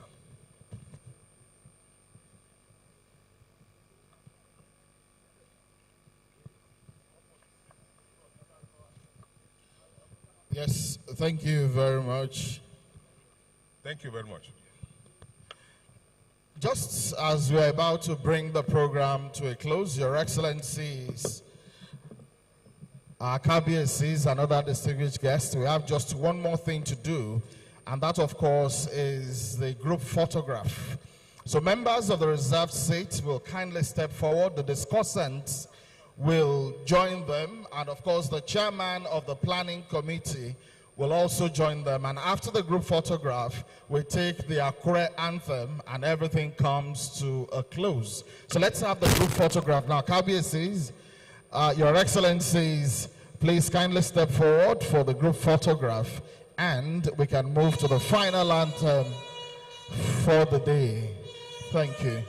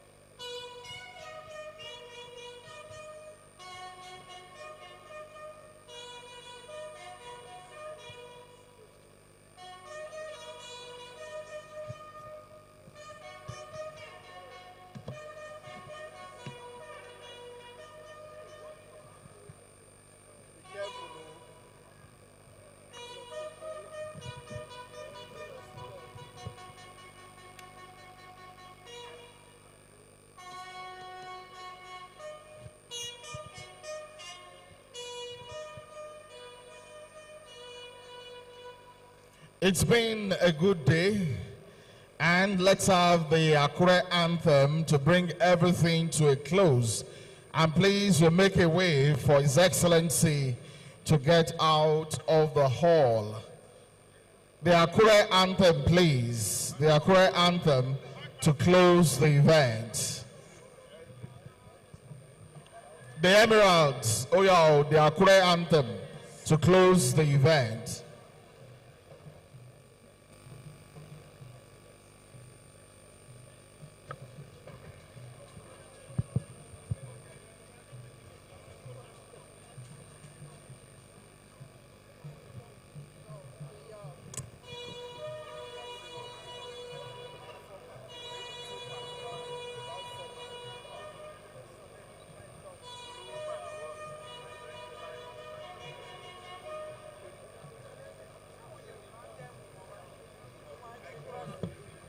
Akure anthem, please.